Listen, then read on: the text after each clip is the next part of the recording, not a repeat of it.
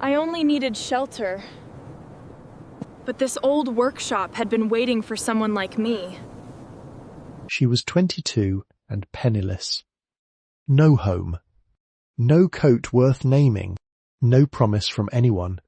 Just a canvas satchel and $8 she had earned washing breakfast dishes behind a bus depot in Council Bluffs. And with that $8, she bought a soot-darkened steamer trunk workshop behind the abandoned Gibson rail freight station in Douglas County. Nebraska, a place that had fallen off city maps in 1978, the back roof sagged under 3 winters of pooled rain. One corner wall leaned outward, brick by loosened brick. The county had said the building had been closed since 1964 and was scheduled for demolition the following spring. But what nobody knew was that inside the double wall of the last giant trunk on the workroom floor, in a sealed compartment that had not been opened in over 80 years, was something that would change her life forever.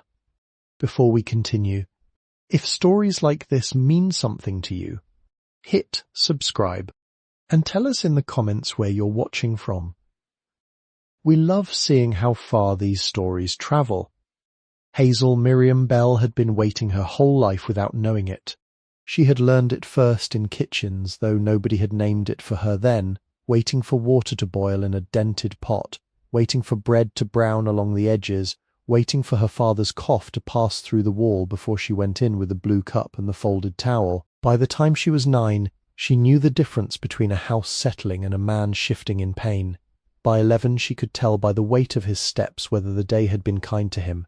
Their home sat on the north side of St. Joseph, Missouri, in a row of houses that seemed to hold one another up by habit and paint. The porch boards had been replaced in different decades, some pine, some oak, one strip of maple her father had found behind a cabinet shop and planed by hand because waste offended him. In summer, bindweed climbed the fence and put out white trumpet flowers that opened in the morning and closed before supper. In winter, the windows breathed frost from the inside. Her father, Thomas Bell, had once repaired Pullman seats for a railroad shop before the layoffs came, and then the fever that never left his bones. He was not a loud man. He did not carry authority like a hammer. He carried it like a level, laying it gently against whatever leaned and waiting to see how far True had gone missing. He taught Hazel to sweep with the grain of the boards, to fold a blanket with the corners matched, to keep receipts in a tin box even if there was nothing to buy. When there was meat, he gave her the better piece and said he had already eaten at noon. Hazel learned not to challenge that kindness because pride in a house with thin walls had to be handled carefully. She learned to set aside the heel of bread, the last spoonful of beans, the small hard apple from the bottom of a barrel.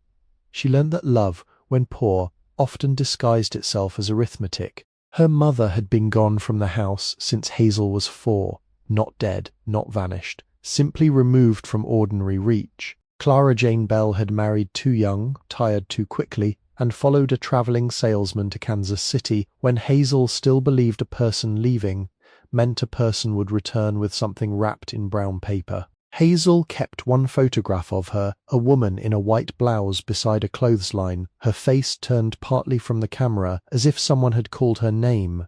Later, Thomas married Lenora, a careful woman with narrow wrists and a way of closing cupboards as if every hinge had disappointed her. Lenora never struck Hazel, never shouted, never called her unwanted. She made oatmeal, mended socks, sat in the good chair after supper, and kept a Bible on the side table with paper markers in books about obedience. If tenderness lived in her, it lived behind a locked door and received no visitors.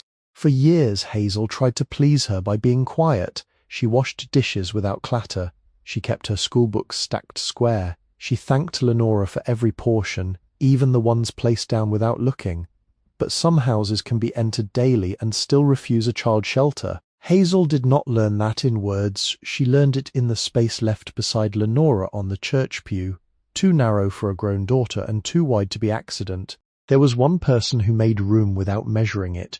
Every second Saturday, when Thomas had breath enough and the weather did not threaten, he sent Hazel by county bus to see his older brother, Abel Bell, who lived above a harness shop in Atchison. Abel was not rich, but his poverty had order. His room smelled of saddle soap, vinegar, wood shavings, lamp oil, and coffee kept too long on the stove. Along one wall he kept tools wrapped in muslin, awls with dark handles, half-moon knives, drawer gauges, stitching palms, copper rivet setters, and a set of brass-headed tacks sorted into glass baby food jars. Abel Bell had hands like tree roots and spectacles he wore low on his nose. Before his own lungs began to stiffen, he had travelled the rail towns repairing steamer trunks, hat boxes, valises, sample cases, and the wooden frames of the large wardrobe trunks that used to cross the country by baggage car. He said a trunk was not a box held things. A trunk carried a life through danger and expected to be trusted. On those Saturdays he gave Hazel work too careful for a child, and watched without correcting until she had made the mistake fully enough to understand it. He let her rub beeswax into linen thread. He let her hold a copper burr steady while he peened the rivet head down with 3 exact taps. He showed her how canvas tightened when dampened, how ash strips softened in steam, how leather needed to be warmed in the palm before it would take a curve without cracking. Behind the harness shop was a narrow yard with a tin-roofed shed and an iron pipe that Abel had fitted into a steam box made from salvaged boards. He called it the kettle, though it was taller than Hazel. He would set a strip of oak inside, latch the lid with a bent hasp, and wait while the pipe trembled, and the seams whispered. The air filled with the green, wet smell of softened wood, a smell Hazel came to recognize as a kind of mercy, because something stiff and stubborn could be persuaded without being broken. Their ritual never changed. She arrived with a paper sack lunch Thomas had packed. Abel gave her coffee cut with milk and too much sugar.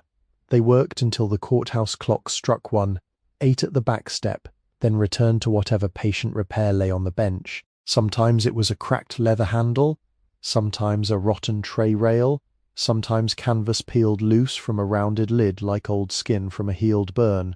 He did not speak much while working. His silence was not empty. It had corners and shelves. It made room for the rasp of sandpaper, the wet hiss of steam, the careful punch of an awl passing through leather, the small metallic breath of a rivet drawn tight. Once, when Hazel was 13, she ruined a piece of good harness leather by forcing a needle through before the hole had been properly opened. The leather puckered and tore, and she froze with the evidence in her hands. She expected a rebuke. Abel took the strip, laid it on the bench, and pushed his spectacles higher. Anything worth keeping will tell you how it wants to be held. That was his one unforgettable sentence. He did not explain it as a lesson.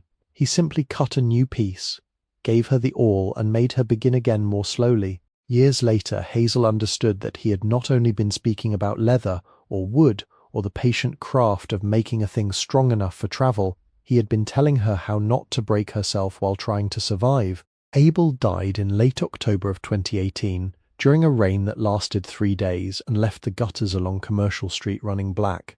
Hazel was 17.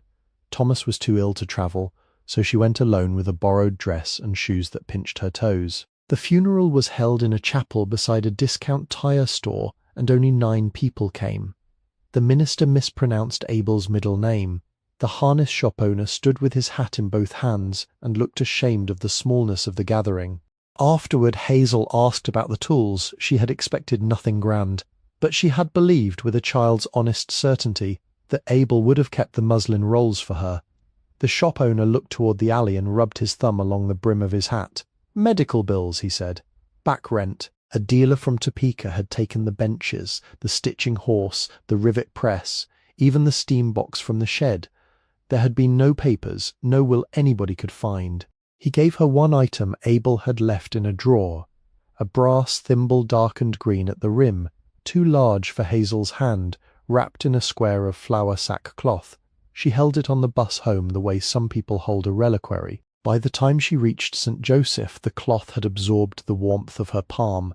After that, the years narrowed. Thomas declined in a way that did not announce itself all at once. It came through the house by inches. A chair moved closer to the stove. The upstairs bedroom was abandoned for the parlour because the steps had become a mountain. Medicine bottles gathered on the windowsill in amber rows. The kitchen calendar filled with appointment cards.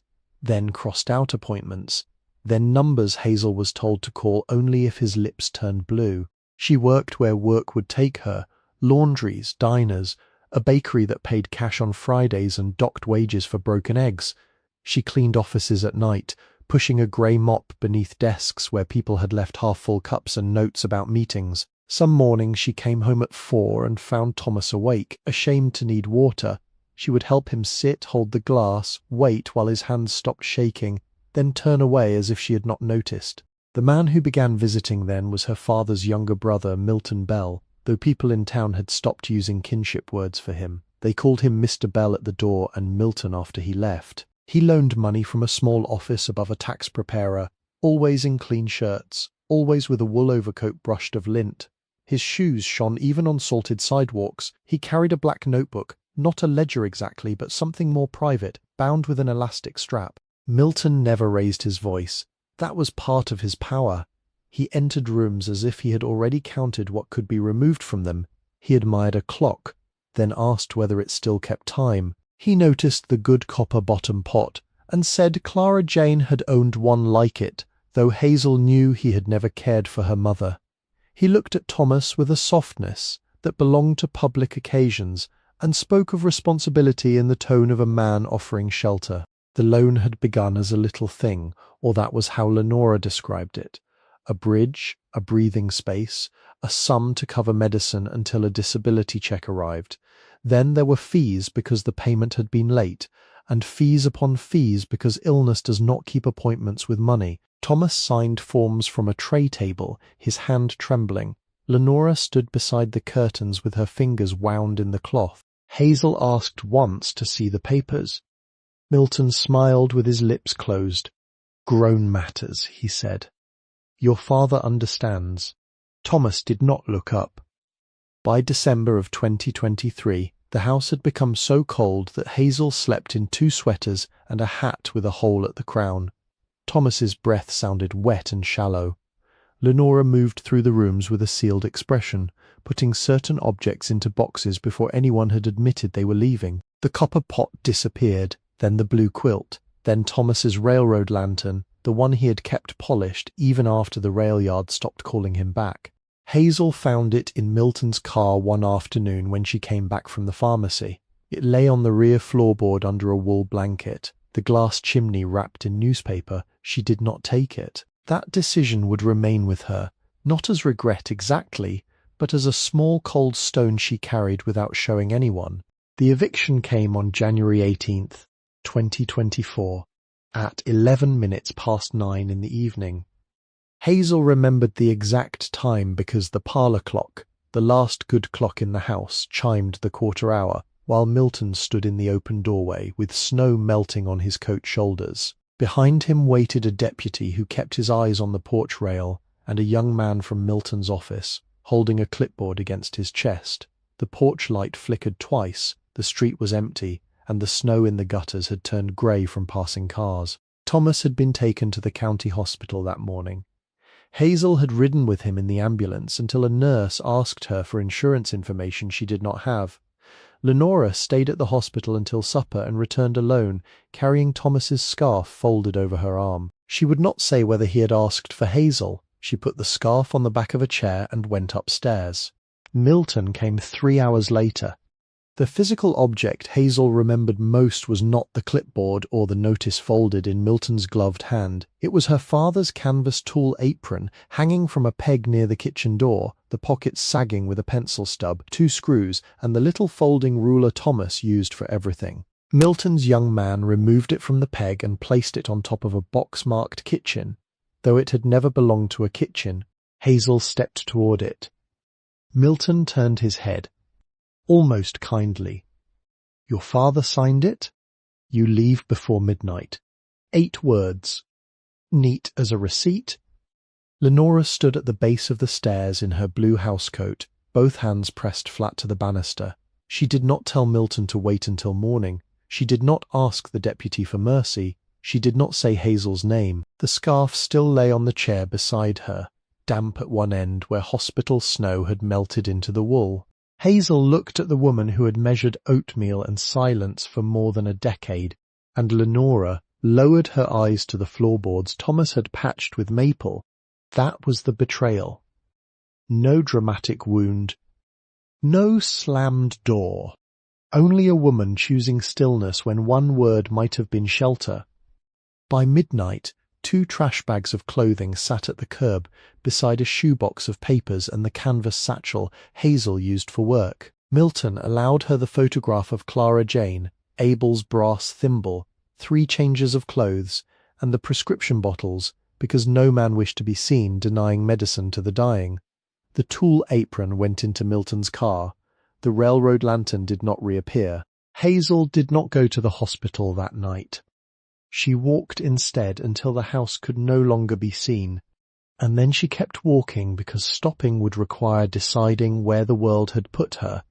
The first week she slept in St. Joseph, wherever light reached, but wind did not. One night in the vestibule of a closed insurance office, another behind the public library, where the brick wall gave back a little heat from the day, another in the women's restroom of the bus station, until a cleaner woke her at 5 and told her not unkindly that the manager would call someone. She spent $2.19 on coffee and a biscuit, so she could sit inside a diner until her fingers stopped aching. She had $31 then, most of it in ones softened by folding. When word came through a nurse that Thomas had passed before dawn on January 23rd, Hazel was standing outside a laundromat watching shirts turn behind glass. She had no car, no room, no standing in the family any longer. Lenora signed the papers. Milton paid for cremation and kept the death certificate.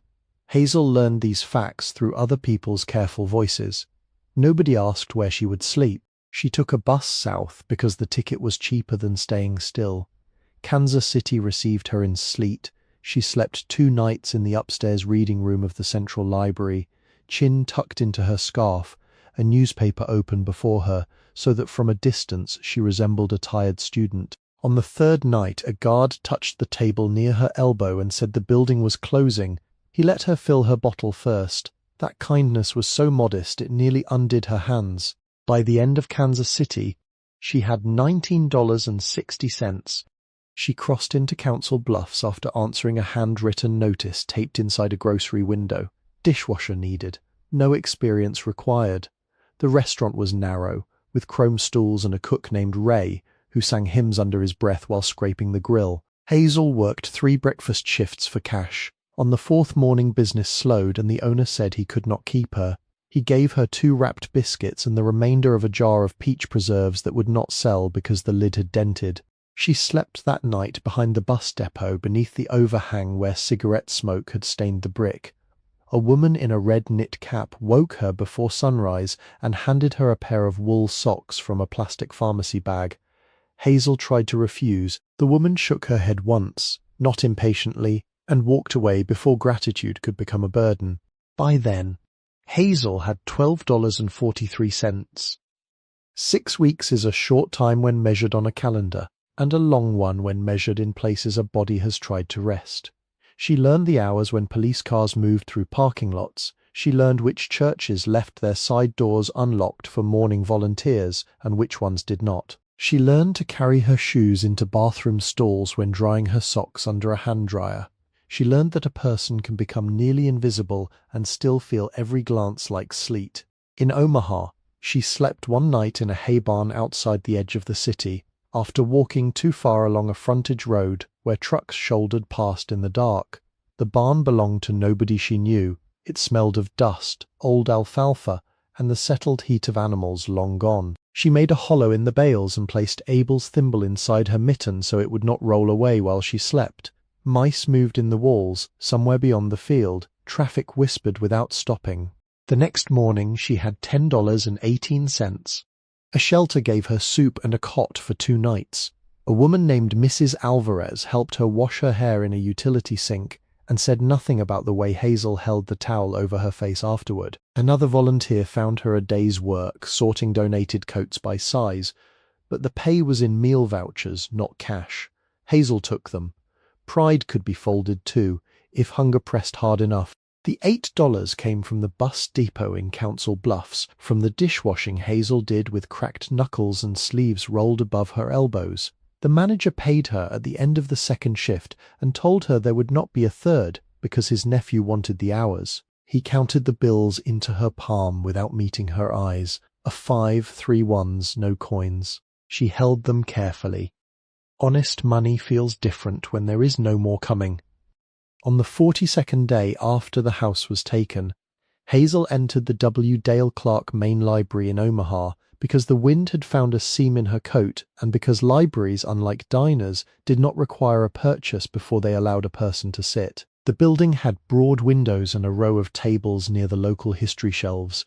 She chose one beneath a vent that breathed warm air in uneven intervals and opened the classified section of a weekly county bulletin someone had left behind.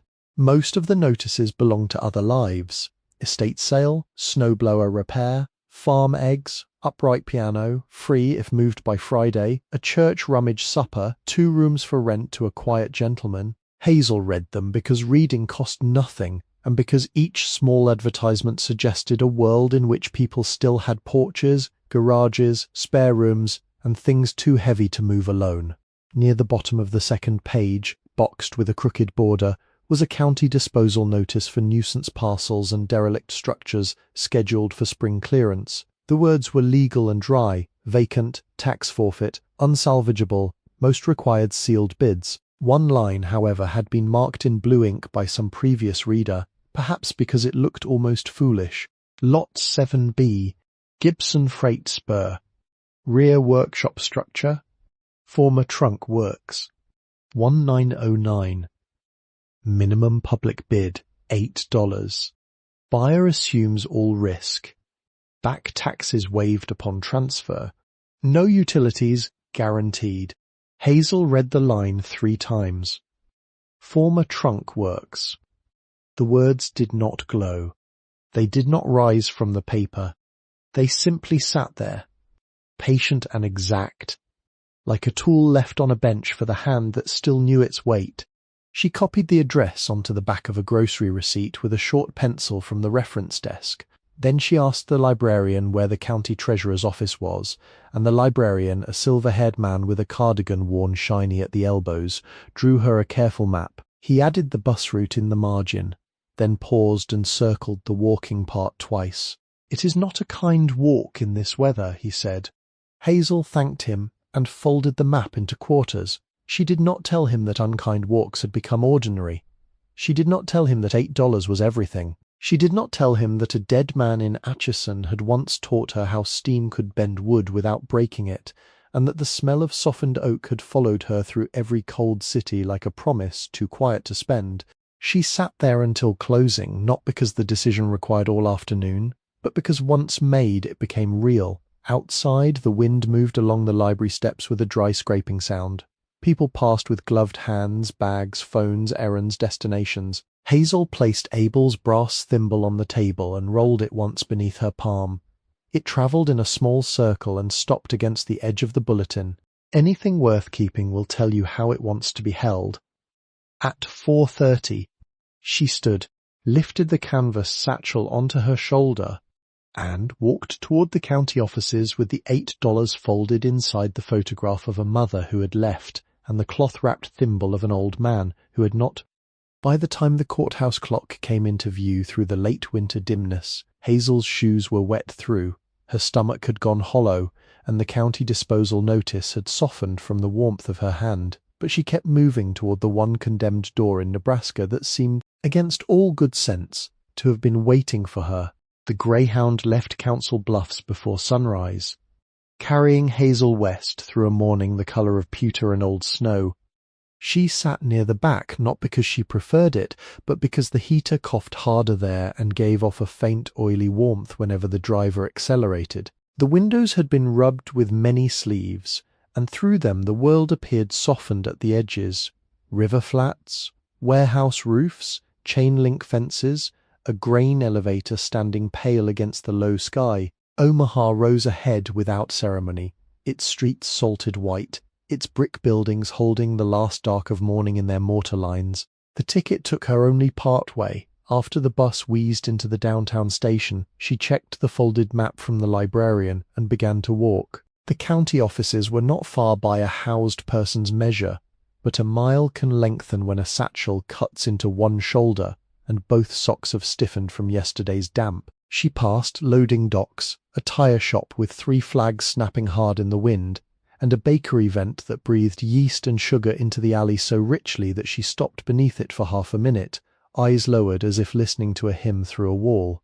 The clerk's office did not open until 9, and she had reached the street by 7:15. There was no use spending strength pacing in front of locked doors, so she crossed toward the old freight district first, wanting to see whether the line on the bulletin belonged to an actual place or only to county paper. The map took her north of the main streets, past the edge of businesses, still trying to appear useful, past lots where snow had been ploughed into gravel-grey ridges, and then along a service road that ran toward the old Gibson freight spur. By then the morning had sharpened. The temperature sign outside a closed bank read 21 degrees, though the wind made a smaller number of it. Her hands ached inside the wool socks she had pulled over them as mittens. At one crossing, a truck rolled through a puddle rimmed with ice and threw brown water across her skirt. She stood still until the shock passed, then took 3 careful breaths because anger required calories she did not have. The workshop was farther than the notice made it seem. Almost everything forgotten looks closer on paper. She passed a hay barn on the outskirts of an industrial lot, set beside a narrow drainage ditch and a row of winter-bare cottonwoods. The barn had been used recently enough that fresh bales stood under the open side, wrapped in twine and dusted with chaff. The sight of them caught her more than the building she had come to inspect. She had slept the previous night in such a barn after walking west of the depot too late to find shelter, curling between stacked hay bales, while the thermometer on a feed store sign had shown 18 degrees and the air inside the barn had held the animal warmth of summer in memory only. She remembered waking before dawn with straw caught in her hair and frost along the hem of her coat. She had pressed the brass thimble into her palm until its rim left a circle on her skin, then risen without making a sound. It was a strange thing, how the body could be grateful for hay, grateful for a doorless shed, grateful for any place where the wind had to turn sideways before finding you. The road narrowed after the barn. Old rail ties lay half buried beyond the ditch, their black ends rising from the snow-like bones from a shallow field. Farther on, a spur line curved behind a chain-link fence and disappeared beneath weeds and trash blown thin and flat by winter. Hazel did not cross the fence. She only stood with her hand on the cold metal and looked toward the shape beyond it. There it was. Not a house, not a shop with a friendly front window or a painted door.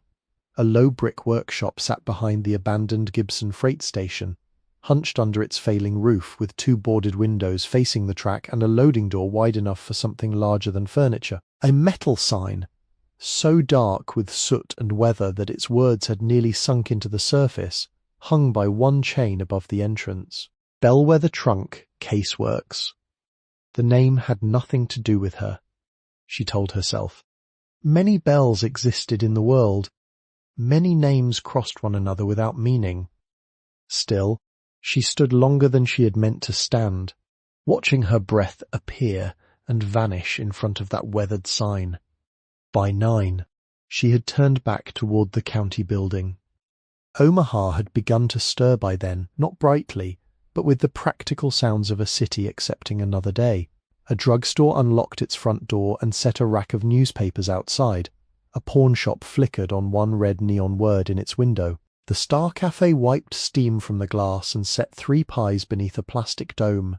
Klein's Hardware had bags of ice melt stacked by the door and a hand-lettered sign about furnace filters. Across the street, a barber shop with a striped pole still dark inside displayed photographs of boys and men from other decades, each head combed and serious for the camera. There was also a laundromat called Sud's Sons, a shoe repair shop with only 1 boot in the display window, and the county credit union where women in winter coats waited for the doors to open.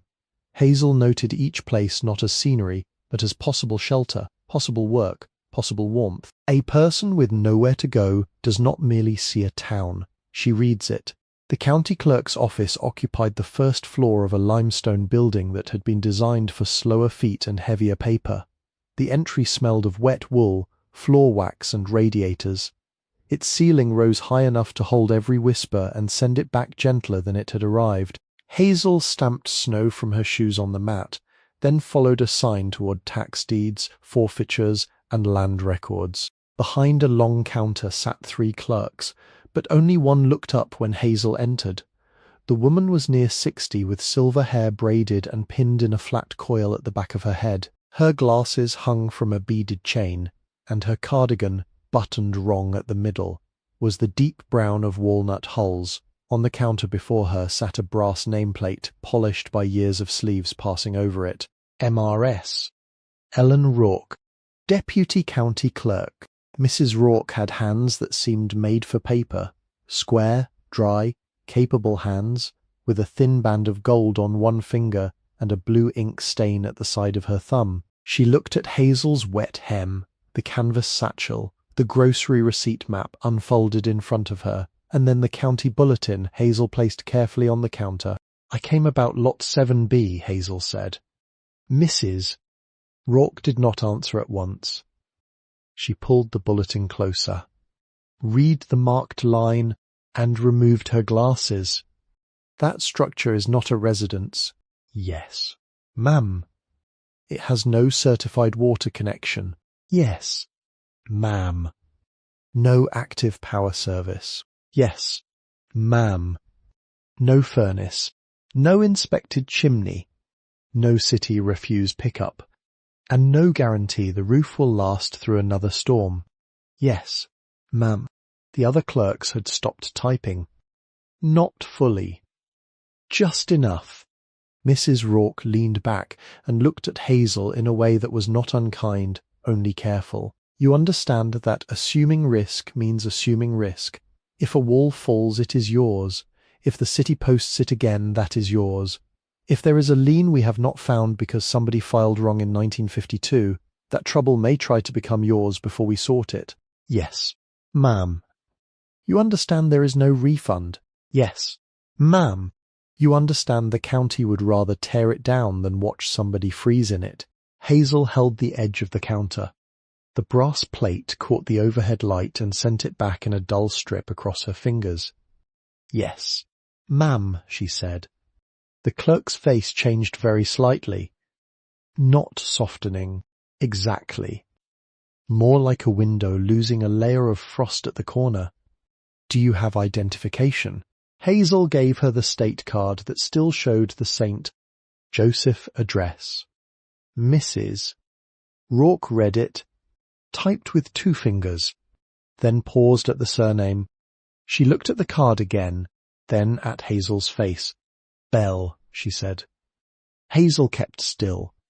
"You any relation to a trunk man used to come through here from Atchison and St. Joe?" "Thin fellow?" "Always wore a black cap. Repaired valises for the railroad wives and salesmen.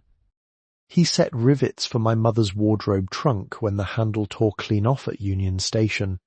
Hazel did not trust her voice at once. The office seemed to have drawn inward around that sentence. The radiators clicked. Somewhere beyond the counter, a file drawer slid open and closed. "He was my father's brother," she said. "Mrs." Rourke sat back. "Well," she said, and the word held more than surprise. It held recognition and perhaps a kind of apology for years that had gone on without asking permission. "I remember him. He would not take extra money from my mother because he said a handle was a promise, not decoration." Hazel looked down at the grocery receipt map.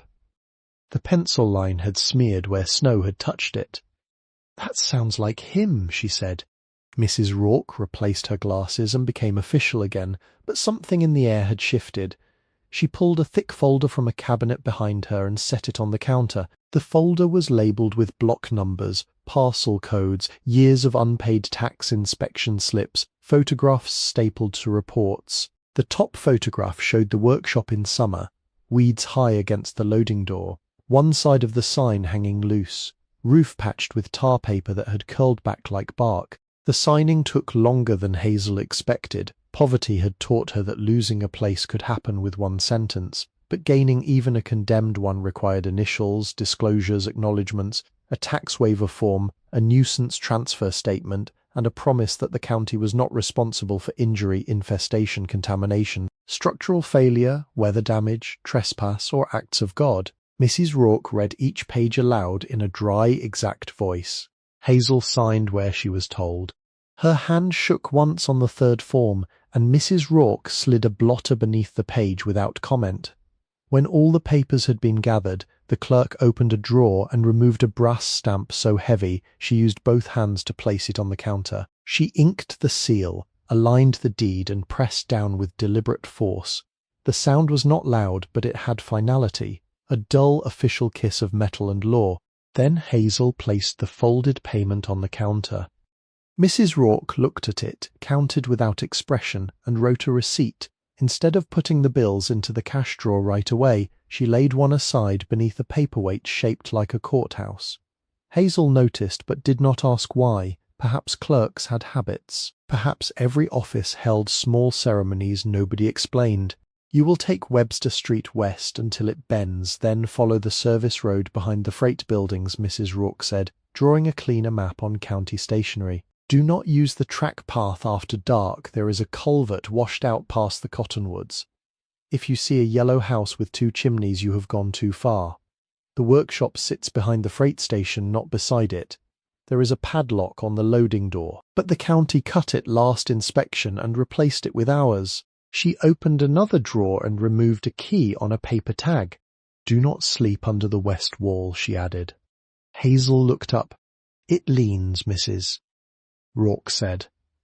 If you must sleep there before you make it safe, sleep near the front office wall. Brick is thicker there. That was the first time anyone in an official room had spoken, as if Hazel might actually live long enough to need advice. Thank you, Hazel said. Mrs. Rourke pushed the key across the counter. Miss Bell. Hazel slid it into her coat pocket. Yes. Ma'am. The clerk rested one hand on the closed folder.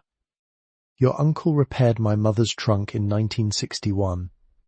I was a girl, but I remember the sound of his hammer. 3 taps. Never 4. Hazel's throat tightened around the shape of a reply, but she only nodded.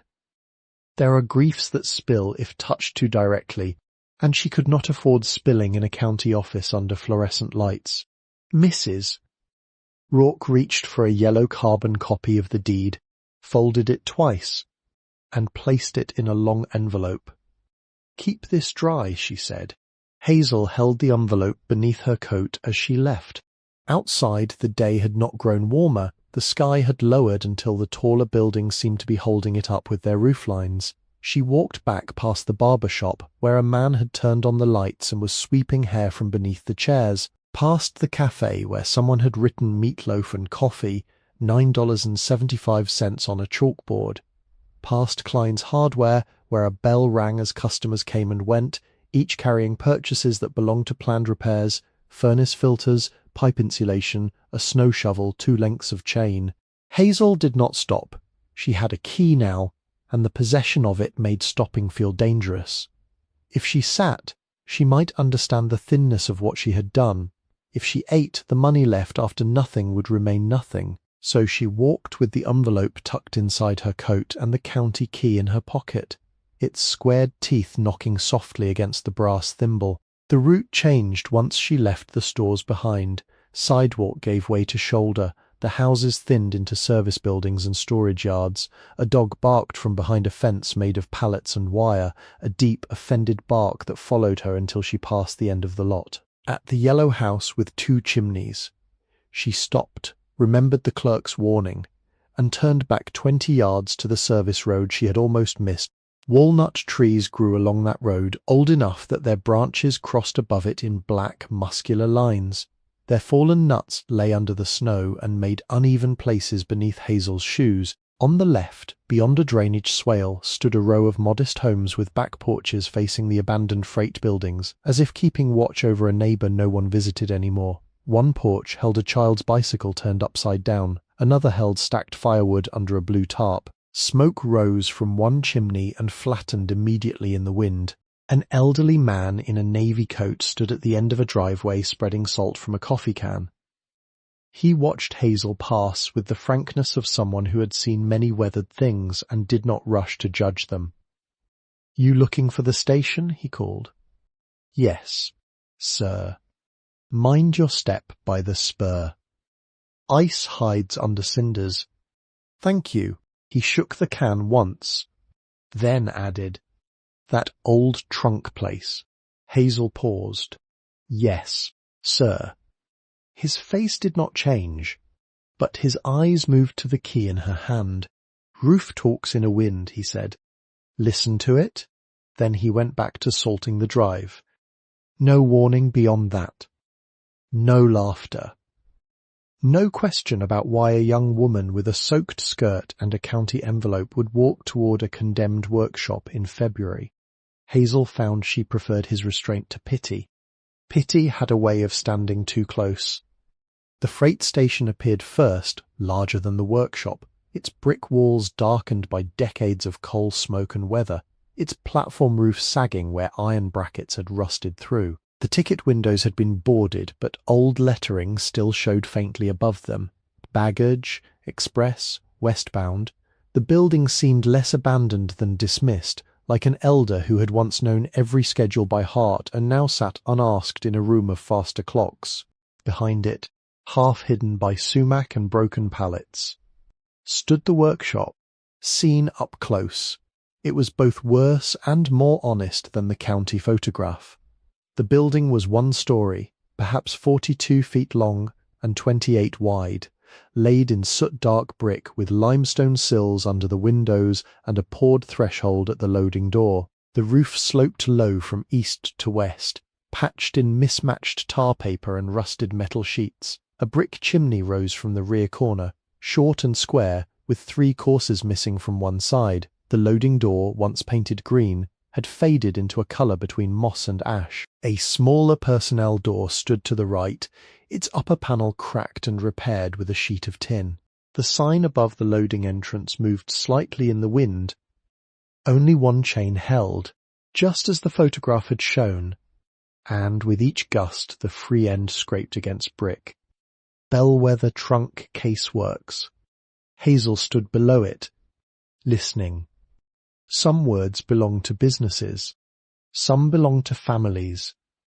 Some belonged to both by accident and wore their history down until no one could tell which had come first. She tried the smaller door first, but it had swollen shut. The key turned in the padlock on the loading door after 2 attempts, and a prayer she did not put into words. The chain came free with a rasp, and the door resisted when she pulled. Ice had gathered along the threshold. She set her shoulder against the wood, pushed once, stopped to breathe, then pushed again with her feet braced in frozen cinders. The door opened 6 inches. Air came out. It was not the simple cold of outdoors. It was older, sealed and layered, carrying soot, damp wood, mouse nests, machine oil dried to gum, leather rot, paper dust, and something faintly sweet beneath it all, perhaps canvas or cedar or the memory of glue. Hazel turned her face away until the first breath passed, then widened the gap enough to slip inside. The dimness received her without warmth. Light entered through cracks in the boards over the windows, thin and angled, showing the floating dust her arrival had disturbed. The front room had once been an office or sales area. A counter stood along the left wall, its glass display top broken inward, one pane lying in triangular pieces on the floor. Behind it, shelves held rusted buckles, empty thread spools, a cracked inkwell, and a stack of order tags curled brown at the edges. A pot-bellied stove stood near the interior wall, its black belly filmed with ash-coloured dust, and its pipe rising crooked toward the ceiling. The floorboards complained beneath her, but they did not give way. She set her satchel on the counter and listened to the building. Wind moved across the roof in long strokes. Somewhere in the wall, a mouse scratched with delicate persistence. A loose sheet of tin clicked at irregular intervals, not enough to frighten, just enough to remind her that nothing here had been fastened properly for a long time. The front office smelled of paper and soot. The back room smelled of labour. Hazel crossed through a wide interior opening and stopped. The workroom was larger than she had imagined, its ceiling exposed to rafters blackened from coal heat and years of smoke. Along the right wall ran a long bench scarred by tools, burns, glue rings, and the half-moon cuts of knives. Above it hung pegboards emptied of most implements, though a few rusted forms remained: a bent draw knife, 2 awls without handles, a clamp with one jaw cracked, and a row of brass tack trays fixed to the wall like shallow nests. On the left stood a steam box longer than a coffin, its lid warped, its iron pipe disconnected and resting on the floor. Near the rear, beneath a tarp, stiff with dust, rose the shape of something enormous. She did not lift the tarp yet. A person can only receive so much in 1 hour. Instead, she made a slow circuit of the room. Her shoes left prints in soot. In one corner, rolls of canvas had collapsed into themselves, mouse-chewed and grey. A crate labelled lock plates sat open and empty. A leather strap, hardened into the curve of its last use, hung from a nail. The windows were boarded from the inside with planks of different widths, and where light came through, it fell on the floor in pale bars like a quiet sentence broken into pieces. The cold had deepened inside the building, not because it was colder than outdoors, but because it had no motion. It lay in the bricks, in the bench, in the iron stove, in the blackened chimney, in every object that had spent decades waiting for a hand. Hazel rubbed her fingers together and realized she could no longer feel the tips. She returned to the front room and inspected the stove without hope. The firebox held old ash and 2 bird bones as fragile as fish hooks. The damper was frozen in place. The pipe above it had separated at one joint, and black flakes of creosote lay on the floor beneath. She knew enough from her father and from those Saturdays long ago not to trust a chimney by wishing. Fire was comfort only when respected, otherwise it was a mouth. So there would be no fire. There would be no light except what the cracks allowed, no water except what she carried, no supper except the biscuit wrapped in brown paper at the bottom of her satchel. Still, there was a door she could close. There were walls, even leaning ones. There was a roof, however doubtful, between her and the weather. There was a piece of paper in her coat saying the county had handed her this ruin and stepped back. Hazel dragged a broken interior shutter away from the wall and leaned it across the widest gap beneath the loading door to slow the wind. She chose the front office wall Mrs. Rourke had mentioned, the one built thickly near the old counter, and cleared a space with the side of her shoe. Beneath the dust lay pine boards, darkened nearly black by age and traffic. She spread 2 shirts on the floor, folded her satchel for a pillow, and placed the deed envelope inside it, so her head would rest above the paper. Before eating, she walked once more into the workroom. The tarp at the rear rose high in the middle, draped over a shape too broad for a table and too tall for an ordinary trunk. Dust lay on it in a continuous skin. Along the floor beneath, she saw 4 iron casters, each as large as a saucer, and the corner of a brass binding strip green with age. Something about the object made the whole room gather around it. Even covered, it had presence, not beauty, not yet, wait. Hazel stood there until the roof clicked, and the wind answered along the loose sign outside. Then she went back to the office, ate half the biscuit, wrapped the other half for morning, and lay down with her coat buttoned to her throat. The floor was hard. The building spoke in knocks and small sighs. Once, near midnight, the dog from the service road barked 3 times and stopped. Once a train horn sounded far away, not from the abandoned spur, but from some living line crossing the river, its note low and patient enough to enter her dream before sleep had fully taken her. In the dark, Hazel held Abel's brass thimble in one hand and the county key in the other. Metal warmed slowly. So did trust. It had been waiting for her. On the first morning, Hazel woke before light and lay still because she did not yet know which sounds belonged to danger and which belonged to the building. The front office held the night in its walls. The cold had settled into her bones with a deliberate patience, and when she sat up, every part of her moved as if hinges had rusted overnight. Her breath lifted in a pale thread. Dust had gathered on one sleeve of her coat. The loading door, though blocked with the shutter, had allowed a grey ribbon of snow to creep beneath it and melt into the cracks between the boards. She ate the remaining half biscuit in 3 careful bites. It had stiffened, but the peach preserves gave it a little softness where she had spread them thin with the back of the paper wrapper. After that there was nothing to do but begin learning what she had purchased, not as an idea in a county notice, but as a place that could harm her if she mistook hope for knowledge. First came water. There was no faucet in the office, no sink in the workroom, no pipe that answered when she turned the scarred metal knob beside the back wall. The knob itself broke loose in her hand, leaving a dark circle where it had been fixed. Outside, behind the workshop and past a thicket of sumac, she found an old hand pump near a concrete pad.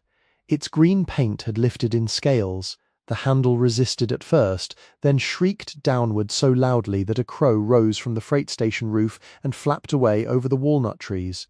Hazel pumped until her shoulder ached. Nothing came. She waited, tried again, slower this time, feeling for the point at which the old leather cup inside might catch. On the 11th stroke, the pipe gave a cough like a throat clearing after years of silence. Brown water spat once onto the frozen ground. Then another mouthful came, cloudy and metallic, followed by a thin stream that smelled of iron, mud, and deep stone. She let it run until her fingers burned from the handle, and the water cleared enough to fill a glass jar she had found beneath the counter. She did not drink it. Not yet. She set it on the windowsill and watched the sediment begin its slow descent, a brown veil settling toward the bottom. Behind the pump, 20 paces farther through the weeds, stood the outhouse. The county forms had not mentioned it, perhaps because government paper prefers words like facilities when there are none. The little structure leaned into a young box elder, its door tied with baling twine and its crescent cutout stuffed with an old flour sack. Hazel untied the twine with numb fingers, opened the door, and waited for the smell to tell the truth. It was not pleasant, but it was old, mostly dry, and less terrible than she had feared. A hornet nest, grey and abandoned, hung in one corner like a forgotten paper lantern. She cleared the threshold with a broken board, swept out leaves using a bundle of stiff weeds, and set a brick against the door so the wind would not take it from her hand. Then she returned to the workshop with a list forming in her head. Water must be boiled, chimney inspected, roof watched, floor mapped, door sealed, food found, hands protected. Survival, when reduced to its honest shape, was not dramatic. It was a sequence. The first 3 days passed in that sequence. She learned which floorboards accepted weight and which ones spoke warning before they shifted. Near the office counter, the pine held firm. In the passage between office and workroom, the third board from the left dipped with a tired sigh but did not split. In the workroom, a long plank near the steam box had rotted underneath, and when Hazel pressed it with the toe of her shoe, it opened a narrow black seam. She marked it with a strip of cloth tied to a fallen nail. She learned where the wind entered, under the loading door, through a crack above the east window, down the separated stovepipe, and along the rear brick where mortar had powdered out in 3 joints. She learned that the roof did not leak during snow, only after noon, when the sun loosened what had gathered above and sent drops through a tar paper seam onto the old bench in a slow, exact rhythm. She collected each drip in jars, tin lids, and a dented paint tray. Not for drinking, for washing. On the 2nd day she made a broom from twine and dry sumac stems and swept one section of floor clean enough to see the grain. On the 3rd she found a narrow cupboard behind the office counter that still held ledger paper, 3 warped pencils, a rusted ruler, and a county inspection notice from 1964 warning of unsafe heating apparatus and general deterioration. The words had been typed without mercy. They looked younger than the building and less patient. By the 3rd afternoon, hunger had made her light-headed in a way that turned the edges of objects too bright. She washed her face with water warmed only by the sun through dirty glass, folded the deed envelope into the inner pocket of her coat, and walked back toward town. Klein's Hardware stood on the corner of Webster and North 16th, in a building with pressed tin ceilings and windows crowded by practical things. Furnace filters, snow shovels, rope, canning jars, storm lanterns, seed packets not yet in season. A brass bell over the door rang when Hazel entered, clear and modest, and the air inside wrapped around her with the dense smell of oil, sawdust, metal bins, rubber boots, and coffee left on a warmer too long. Behind the counter stood a man with a beard the colour of wood ash and a red scar crossing one eyebrow. He wore suspenders over a flannel shirt and had a pencil tucked behind his ear, though another pencil lay in his hand. One sleeve had been darned at the cuff with black thread. He was arranging small paper sacks of brass screws into a drawer when he looked up. "Morning," he said, though it was nearly 2. "Good afternoon," Hazel said. He glanced toward the window, then back at her with the faintest crease of humour. "Afternoon, then." The name painted on the counter register read E. K-line, proprietor. A smaller photograph taped beside it showed him 30 years younger, standing in front of the same shop with a woman, 2 children, and a dog whose blurred tail suggested the camera had failed to hold his happiness still. Hazel took off the wool socks she had used as mittens, because it seemed wrong to speak business with covered hands. "I bought the old trunk works behind Gibson station," she said. Mr. Klein stopped moving. "Bought," he repeated. "Yes, sir." "Not renting." "No, sir." He set the pencil down. "That place is condemned." "Yes, sir." "Roof's bad." "Yes, sir." "Chimney's worse." "I believe so." "You alone?" Hazel folded her hands once, then let them rest at her sides. "Yes, sir." He looked at her coat, the cracked redness along her knuckles, the damp hem, and the controlled stillness of someone trying not to sway from hunger. Then he turned away, took a mug from a shelf, poured coffee, and added milk from a small refrigerator under the counter without asking. "You can warm your hands around it," he said. "Drinking is your decision." She took the mug. The heat entered her palms first and nearly made her knees weaken. "I cannot pay for coffee," she said. "Did not sell it." She nodded and held the mug carefully. "Mr." Klein came around the counter and walked with her through the aisles as if she had arrived with a contractor's account and not a county envelope. He did not ask why she had bought the place. That restraint, like the old man salting his drive, felt like a form of shelter. "What are you trying to do first?" he asked. "Make it safe enough not to burn down or fall in before I can understand it. That is the first sensible thing I have heard about that building in 20 years. I need to clean the chimney before I use the stove. The pipe is separated. I need to seal the loading door at the bottom. I need something to boil water in. Matches. Maybe a brush, if I can afford one." He looked toward the ceiling as if listening to a number only he could hear. "You cannot afford what you need," he said plainly. "No, sir. And if I sell you too little, you will do something dangerous with half a tool." Hazel did not answer, because there was no insult in what he had said. Only fact. Mr. Klein returned to the counter, pulled a pad of account slips from beneath the register, and wrote her name at the top without asking how to spell it. Bell was not difficult. He then opened a drawer and removed a small booklet with a cracked green cover. The title, printed in faded black, read "Safe Home Repairs for Farm and Rail Outbuildings, 1949 edition.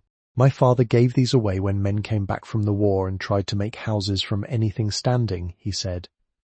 "Most of the advice is plain enough. Some is out of date. The chimney section is still useful if you read every word and do not skip drawings." "I do not have collateral," Hazel said. "I did not ask for any. I may not be able to pay soon." "Soon is an expensive word. We will not use it." She looked at the account slip. "I do not want charity." "That is good," he said. "I do not much like giving it. This is credit for a property owner with a poor roof and a worse chimney." Property owner. The words sat on the counter between them like a tool too large for her hand. He began gathering supplies. 1 6-inch round wire chimney brush. Used but sound, $2.75.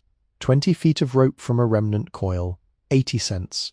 1 soot scraper with a cracked handle, no charge because the handle would need wrapping. 2 lengths of black stove pipe, $3.20 each, 1 elbow 95 cents. A small tub of furnace cement, $1.40, a box of kitchen matches, 12 cents, 1 bar of yellow laundry soap, 9 cents, 6 candles, 36 cents. A second-hand enamel pot with 1 chip near the rim, 60 cents, 2 cans of beans, 22 cents each, 1 paper sack of cornmeal, 31 cents, a pair of brown cotton work gloves, 49 cents, 1 tin cup from a camping shelf, 15 cents, 3 yards of burlap for door draft, 24 cents. He wrote each price carefully, then crossed out 2 with the flat of his pencil and reduced them without explaining. Hazel watched the total climb past what she had ever held at one time since leaving St. Joseph. I cannot carry all of that, she said. Mr. Klein tied the stovepipe and brushed together with twine, packed the smaller goods into a flour sack, and walked to the rear door of the store. My nephew delivers to the cafe and the barber shop at 4. He can take it as far as the service road. I cannot pay delivery. He will be driving past the air anyway. That was the end of the matter. Before she left, Mr. Klein opened the repair booklet to the chimney chapter and tapped 1 diagram with his pencil. Top down if you can get safe access. Bottom up if you cannot. Never light a test fire until the flue draws clean. Creosote burns mean. If the soot flakes are shiny, stop and scrape twice. Yes, sir. And if the chimney is blocked with nest, brick, or dead animal, you come back before you get brave. Yes, sir. He tore off the account slip, folded it, and placed it in an envelope. Keep your own record, he said. Memory and debt do not belong in the same pocket. Hazel walked back with the booklet beneath her coat and the coffee heat still living faintly in her palms. At 4, a boy in a delivery van left the supplies beside the service road without ceremony. He was perhaps 16, all elbows and winter cap, and he did not ask questions. Hazel carried the flour sack first, then returned for the pipe and brush, dragging the bundle through snow and cinders in short stages. By the time she reached the workshop, her breath had turned ragged, and her legs trembled from the effort. She did not light a candle until she had closed the door. 1 match flared, sulphur sharp in the office dark, then touched wick to flame. The little light revealed the room not more kindly, exactly, but more specifically. Broken glass, dust, counter edge, stove belly. Her own hand, reddened and steady. The chimney took most of the next day and part of the one after. Hazel began from below because the roof was not to be trusted. She removed the separated pipe joint by loosening screws, so rusted they came away with flakes of black metal around them. Creosote rained down as soon as the pipe shifted, dry in some places, tarry in others with a smell like burned medicine and old smoke. She spread burlap around the stove, tied a rag across her nose and mouth, then fed the wire brush upward into the flue with the rope attached, twisting and lifting a little at a time. The brush caught after the first 2 feet. She lowered it, cleaned the wires with a stick, and tried again. The second time she rotated clockwise as Mr. Klein's booklet instructed, keeping pressure even so the bristles would scour without bending. Black flakes fell into the firebox and onto the burlap. She worked in intervals of 30 strokes, then stopped to let the dust settle. Her shoulders burned, her eyes watered despite the rag. When the brush caught again higher this time, she used the soot scraper to dislodge a shelf of creosote hardened along one side of the flue. By noon, her face was streaked black except where tears had cut clean lines through the dust. She rested, drank boiled water that still tasted faintly of iron, and read the chimney chapter again while sitting on an overturned crate. The booklet advised patience in capital letters. It warned that a neglected flue should be cleared until falling soot reduced to powder, then checked for draw using smoke from a small twist of newspaper before any fuel fire. It included a drawing of a man smiling beside a stove, as if obedience to instructions guaranteed comfort. Hazel did not trust the smile, but she trusted the instructions. In the afternoon she climbed onto a rear shed roof, not the main roof, to inspect the chimney from outside. The ladder she found behind the station was missing one rung, so she tied a strip of canvas above the gap and placed each foot with the care of someone carrying eggs. From the shed roof she could reach the lower courses. The cap was gone, the top bricks were spalled, their faces split by freeze and thaw, but the opening was clear. She lowered a candle tied to the rope and watched the flame lean faintly inward. Draw? Not strong, but present. The next morning she reassembled the pipe using the second-hand sections, sealing each joint with furnace cement and wrapping the cracked scraper handle with twine because her palm had blistered. She waited for the cement to set. Waiting by then had become less like helplessness and more like part of the work. The first smoke test was a twist of newspaper lit in the firebox and blown out so it smouldered. The smoke hesitated, gathered, then rose. No backdraft rolled into the room. No black tongue licked through a joint. Hazel repeated the test twice more, because relief was not evidence. Only then did she make the first fire. She used shavings from a broken crate, dry splinters from a collapsed shelf, and 3 pieces of scrap pine cut with a rusted handsaw she had found under the bench. The match burned down close to her fingers before the shavings caught. Flame moved uncertainly at first, blue at the bottom, yellow where it found an edge. Then the pine gave a small crack, and warmth, real warmth, began to enter the room by degrees. Hazel sat on the floor in front of the stove and did not move for a long while. The fire did not transform the building. It did not make the roof sound or the windows whole. It only warmed a circle 8 feet wide and turned the office from a place of endurance into a place where a woman might cook beans in a chipped enamel pot. That was enough. More than enough. For that hour. She boiled water first because thirst had become discipline. Then she stirred cornmeal into another pot with a pinch of salt. Mr. Klein had tucked into the flour sack without listing it. The mush thickened, slowly lumped, smoothed under the spoon, and took the heat like something humble accepting a name. She ate from the tin cup while the beans warmed beside it. Steam rose against her face. The food was plain, honest, and exact. After eating, she washed the cup, dried it on her sleeve, and carried a candle into the workroom. The fire had made courage possible. She began the inventory not as a dreamer but as Abel would have done, left to right, wall by wall, noting what was useful, what was dangerous, what could wait. She found the long bench steadier than expected, though one leg had split and been repaired with wire. On the bench lay a layer of dust thick enough to hold the outline of objects long removed, a rectangular absence where a rivet press had stood, a round absence where perhaps a glue pot had rested, 4 long pale marks where clamps had been taken down after decades of hanging. In the first drawer were brass tack heads, loose and tarnished, mixed with mouse droppings and 1 mother-of-pearl button. In the second, brittle paper patterns for trunk corners, each labelled in fountain pen, No. 4 Saratoga, salesman sample, wardrobe lid left, hat tray rail. The third drawer stuck until she worked a knife along the swollen edge. Inside were leather scraps hardened beyond use, a packet of harness needles black with rust, and a wooden thread spool still holding 6 yards of waxed linen the colour of old cream. Along the wall she catalogued what remained. 2 empty canvas racks, a foot-powered sewing machine with its belt broken and the wheel frozen, a tray of copper burrs, sizes mixed, 3 brass lock plates without keys, a steam hose, brittle as bone, a stack of cedar slats tied with cotton tape, a tin-marked glue flakes empty except for dust, 1 curved wooden form used for bending rounded trunk lids, its surface smooth from years of pressure and heat. She touched that form with the back of her fingers. The workshop had not been abandoned in a single day. She could feel that. It had been emptied in stages, stripped first of what could sell, then of what could be carried, then of what someone had been too tired or too grieved to remove. The things left behind were either too large, too damaged, or too full of memory for practical hands. At the rear of the room, the tarp waited.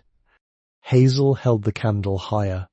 The enormous shape beneath it stood nearly 5 feet tall and longer than a kitchen table, with a domed top rising under the canvas, like the back of a resting animal.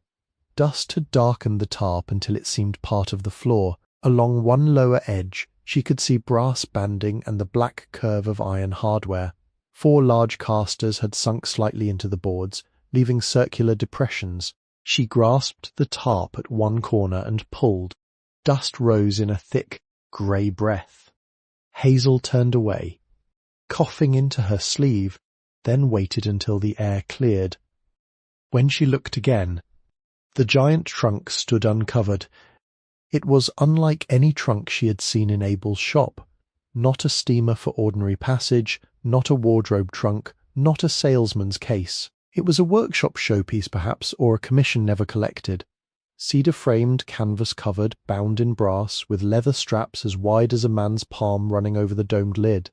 The canvas had darkened from tan to smoke brown, but beneath the grime it remained tight in places. Rows of brass rivets followed the ribs with mathematical care. The corners were capped in heavy metal, green at the edges where age had entered. On the front, a maker's plate was fixed beneath the lock.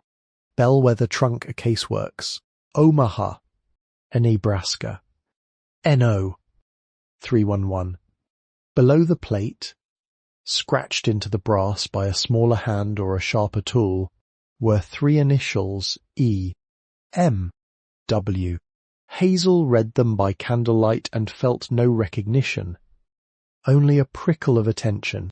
She tried the lid. It did not lift. The lock was corroded but not closed in the ordinary way. The latch had been wired shut with old copper wire twisted so tightly it had become one dark strand. She did not force it. Abel's voice, not as memory but as discipline, stayed her hand. Anything worth keeping would tell how it wanted to be held, so she studied it. The next morning she made sound tests, tapping lightly with a broken awl handle along the side panels and listening to the note each place returned. Solid cedar gave a low, warm knock. Brass ribs rang faintly. The bottom front panel answered as expected. The left side, near the rear caster, answered differently. Not hollow. Not empty. More like a note covered by another note. She tapped again, moving inch by inch. There.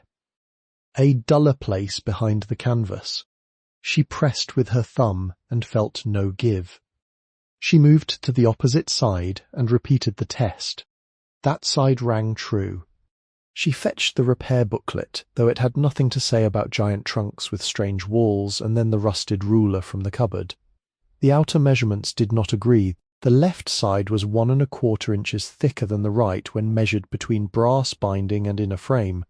That could have been damage, repair, or intention. She marked the difference with a pencil stub. Then came the weight test. The trunk would not move when she pushed from the front, not even a fraction. She cleared debris from around the casters, wedged a board beneath one end as a lever, and pressed her weight down slowly. The trunk shifted with a groan from the floor, just enough for one caster to turn in its depression. Something inside answered with a dense, delayed slide. Not loose scraps. Not dust. Wait. Hazel stopped and listened until her own breathing quieted. The lock still troubled her. If she broke it, she might destroy the very thing she needed to understand. She spent another hour examining the brass banding, the rivet pattern, the leather straps, the underside where she could reach by lying flat on the floor with candle soot marking the boards above her face. That was where she found the cedar disc. It sat flush beneath the left side. No larger than $half, its grain aligned so carefully with the surrounding wood that dirt had nearly hidden it. A tiny notch marked one edge. Not a screw head. Not a plug from a repair. A turning piece. Hazel cleaned it with the corner of her sleeve. The notch accepted the tip of the broken awl. She turned gently. Nothing happened. She turned the other way. The disc moved 1/8 of an inch and stopped. She did not force it. Instead, she warmed the area with her hand, then with a cloth held near the stove and carried quickly back. Wood that had sat cold for decades might split if bullied. She worked the disc back and forth, patient as breath. On the 6th attempt, it turned half a circle. Something inside the sidewall gave a small, dry click. The left lower panel loosened by the width of a fingernail. Hazel sat back on her heels. The workshop seemed to listen with her. She used the awl tip and then her fingers to ease the panel outward. It did not swing, it slid. The canvas covering had been cut and wrapped so cleverly over the seam that only age and soot had hidden the line. Behind the panel was a narrow compartment running nearly the length of the trunk, lined with cedar and dark wall felt. The air that came out carried a fragrance sealed away from the rest of the building. Cedar, paper, metal, old cloth, and the faintest trace of lavender. Inside lay packages? Not many. Enough. The first was wrapped in oilcloth and tied with cotton tape. Hazel lifted it with both hands because the weight surprised her. The oilcloth cracked at the folds but held. She set it on the bench, untied the tape, and unfolded the layers slowly, resisting the hunger of curiosity, because haste was another form of taking. Inside was a set of tools. Not the full shop, not Abel's lost bench, but heirloom pieces selected with intention. A brass-bound awl handle with 3 interchangeable blades, a half-moon knife wrapped in waxed cloth, a small riveting hammer with a handle worn dark by use, a rosewood-handled edge beveler, a bone folder smooth as river stone, a copper tack setter, and a stitching palm whose leather had stiffened but not failed. Each tool had been cleaned before wrapping. Each lay in its proper place. Hazel touched none of them at first. She only stood over the bench with both hands braced beside the opened cloth. The second package held raw material, bundles of linen thread sealed in paper, 2 folded pieces of vegetable tanned leather, dry at the edges but still fragrant when she lifted one corner, brass rivets in a canvas pouch, copper burrs sorted by size in 3 small tins, a roll of fine canvas wrapped around a cedar dowel, its outer layer stained but the inner cloth still strong, thin ash strips, steamed and bent long ago into gentle curves, bound together with faded blue ribbon. The third package was a flat packet of documents tied with red string. Hazel did not open it yet. The paper looked fragile, and her hands were dirty despite washing. She placed it on the cleared end of the bench and weighted its corner with the bone folder. At the rear of the compartment, tucked behind a felt flap, sat a tin box. It was not large, smaller than a shoebox, heavier than any box that size had a right to be. Black japanned metal, brass latch, no visible lock. The lid had been sealed along the seam with wax that had darkened nearly brown. On top, pasted beneath a strip of yellowed celluloid, was a label written in careful fountain pen. For the one who keeps the work. Hazel read the sentence once, then again, because the words seemed to have been waiting for a person who would not laugh at them. She carried the tin box to the office, where the stove gave a low bed of heat, and the light from the boarded window fell more steadily. The wax seal broke under the edge of the half-moon knife with a sound so slight she almost missed it. She lifted the lid. Money lay inside, in paper bundles and cloth rolls, packed so tightly that for a moment her mind refused to name it. Bills, some larger than any she had held, banded with paper, silver coins in cotton sleeves, a little packet of gold-coloured pieces that made her breath stop until she saw they were brass baggage tokens, not coins. In one corner, wrapped separately, lay a medal on a faded ribbon. Hazel closed the lid, then opened it again. The room did not change, the stove did not leap, the building did not become safer because money had been found inside it. The roof still sagged, the west wall still leaned, her hands still bore soot at the knuckles, and yet the air had altered, not with wealth, but with responsibility so sudden and heavy that she had to sit on the floor. She began to count because counting was how fear became shape. The first bundle held $20 Federal Reserve notes, series dates from the early 1940s, edges soft but faces clear. The paper band had been marked $1,000 in the same careful hand as the label. She counted each bill twice. The second bundle held tens, the third, fives. There were envelopes of worn dollar bills, silver certificates with blue seals, and one packet of old notes she set aside because she did not trust herself to identify them. She wrote every amount on ledger paper from the cupboard. By dusk, after stopping twice to walk outside and breathe the cold air until her head cleared, Hazel had counted $48,000 in paper currency. Beneath the bills were coin rolls that added more. Walking Liberty half-dollars, Mercury dimes, Washington quarters with dates from the 1930s and 1940s, and 16 silver dollars, mostly Morgans, their faces worn soft from hands long gone.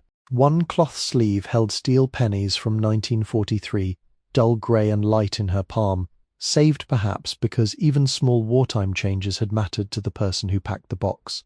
At the bottom, beneath the medal, was an envelope containing 3 $2 bills and 57 cents in mixed coin, 4 quarters, 5 dimes, Vone nickel, and 2 pennies dark as old blood.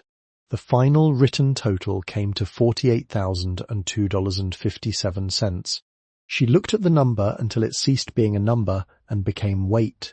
The military medal was a bronze star, its ribbon faded but intact, the back engraved with a name she did not know and the year 1945, Elias M. Whitcomb. Hazel read the initials again. E. M. W. The scratched brass plate on the trunk. The documents tied in red string. The sealed compartment. The last giant trunk. The documents waited on the workbench. She carried the medal back to the tin, laid it on the cloth exactly as she had found it, and closed the lid without fastening the latch. Night had gathered against the boarded windows. The fire had burned low, and she had not eaten since morning. Her stomach cramped, but food seemed too ordinary for the hour, and also necessary, so she warmed beans and forced herself to take 5 spoonfuls, 6-7 enough to stand. She did not open the packet of papers that night. Some discoveries are doors. Some are rooms. Hazel knew, without being able to explain it, that whatever lay in those train tickets, immigration documents, and folded pages would ask more of her than the money had asked. Money could be counted. Paper could speak, and she was tired in a way that went deeper than sleep. 42 days of wandering had not ended when she unlocked the workshop. They had entered with her, sat beside her, waited in the corners while she made fire and swept soot. Now, faced with the evidence that someone before her had hidden not merely valuables but a purpose, her body refused one more revelation. She wrapped the tin box in the oilcloth, then in her spare shirt, and placed it beneath the loose floorboard near the office wall where a knot had lifted. She did not call it hiding from thieves. She called it returning the weight to darkness until morning. Then she took the medal alone and carried it outside. The cold met her with clean force. Behind the workshop the pump stood under a sky without stars, and beyond it the drainage ditch had filled with black winter water moving slowly under a skin of broken ice. Farther off, past the freight station and the service road, the living city made its low electrical hum, but here the sound was simpler. Wind in walnut branches, water under ice, the loose sign scraping brick, her own breathing. Hazel stood near the ditch with the bronze star in her palm. She did not know Elias Whitcomb. She did not know why his medal had been kept with money, tools, tickets, and a packet of documents tied like a wound bound for travel. She only knew the year engraved on the back and the heaviness of a name preserved when so many objects had been sold, lost, or taken. After a while, she crouched by the water and watched the current move beneath the broken ice. It did not hurry. It did not stop because the surface had hardened. It kept its dark course under what the cold had laid over it. When her fingers began to ache, she went inside, placed the medal back in the tin, and lay down near the office wall with her coat over her and the unopened documents on the bench in the next room. The workshop had been waiting for her. Morning entered the workshop through the boarded windows in narrow grey seams, and Hazel knew before she sat up that the packet on the bench had become heavier in the night. The fire had gone out. The stove held only a little warmth in its iron, the kind that could be felt by memory more than hand. She rose slowly, folded her coat once to keep dust from the lining, and stirred the ash until she found a coal no larger than a bean, red at the heart and black at the edges. She fed it shavings, then splinters, then one narrow strip of pine. The flame returned without drama, a small obedience earned by yesterday's labour. Only after water had boiled and the tin cup had warmed her fingers did she go to the workbench.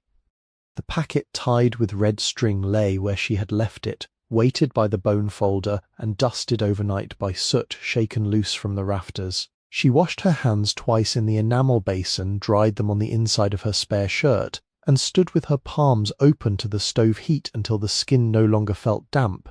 Paper asked for clean hands. Abel had taught her that. Old paper asked for patience. The red string had been knotted, not bowed, and the knot had tightened over decades into something nearly wooden. Hazel worked it loose with the tip of the awl, one thread at a time. Beneath the outer sheet were train tickets, immigration forms, ration cards, affidavits, baptismal certificates, yellowed photographs, and carbon copies of letters typed on onion skin paper so thin the words seemed to float.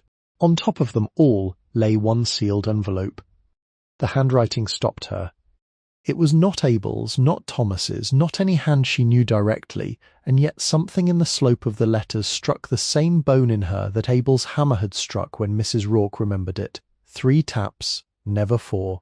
The writing was careful without being decorative, upright, exact. The capital H in whoever had a small returning hook, as if the pen did not like leaving a line unfinished. The envelope was addressed simply, "For the one who keeps the work." Hazel set it on the cleared bench, slid the bone folder under the flap, and opened it along the old gum line. Inside were 8 pages, folded in thirds along creases worn soft by time. The first page had browned at the edges. The ink had faded from black to a deep iron grey. At the top, in that same hand, was written a date, October 9th, 1951. Hazel sat on the crate beside the bench, placed both feet flat on the floor, and began, "My dear one, whoever you are, if you're reading this, then the trunk held. The cedar kept its breath, the wax did not fail, and the house of our work outlived the hands that feared it might be emptied forever. I do not know your name. I do not know whether you are blood of my blood, apprentice of my apprentice, stranger, widow, daughter, son, or some quiet person who came to this door because the world had given you no better one. I only know you opened what was meant to remain closed until need and care stood in the same room. I'm writing because Dr. Samuel Kessler at St. Joseph's Hospital here in Omaha has told me the pain beneath my ribs is not a passing thing.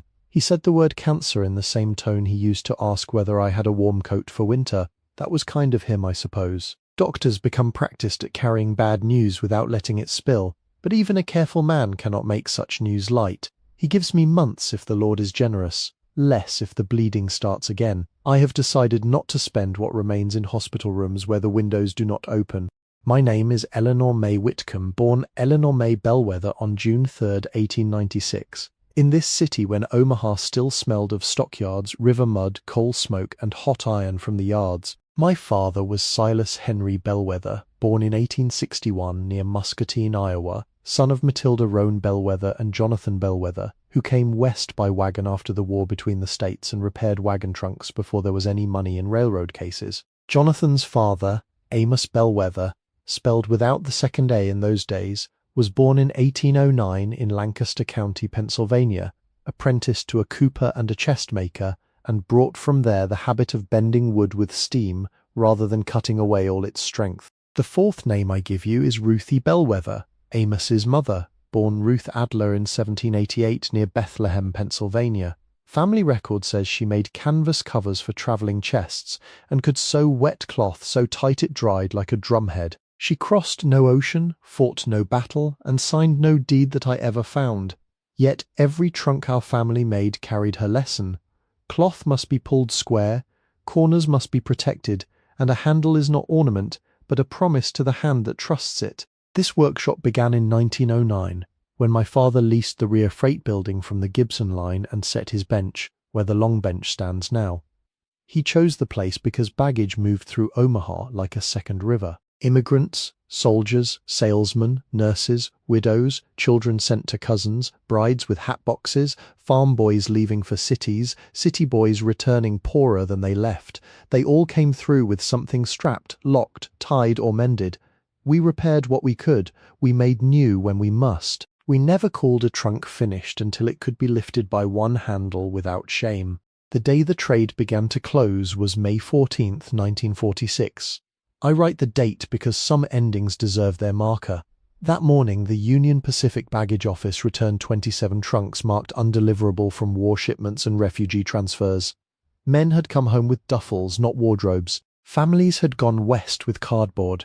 Steamship trunks were called old-fashioned. Aluminum cases had begun to appear. My brother said we should sell the building and take the machine parts to Kansas City. My son said there would always be need for strong cases. By evening, after the last trunk was unloaded and not one new order had been written, both of them knew they were wrong in different directions. 30 years of silence followed, though silence is never empty. It held names. It held every person who came through the back door with papers hidden in a flour sack or a child's winter coat. During the 1940s, when Europe broke open and the war scattered the living among the dead, we used the workshop in ways my father would have understood and perhaps feared. The money you found was gathered from those who could pay and for those who could not. Some of the tickets in this packet were bought under borrowed names. Some affidavits were copied at night. Some families reached Chicago, Denver, San Francisco, and the farms of Nebraska because a trunk had a false bottom, because a porter looked away, because a clerk at the immigration office had a cousin, because one woman could sew a canvas lining so clean that no inspector thought to lift it.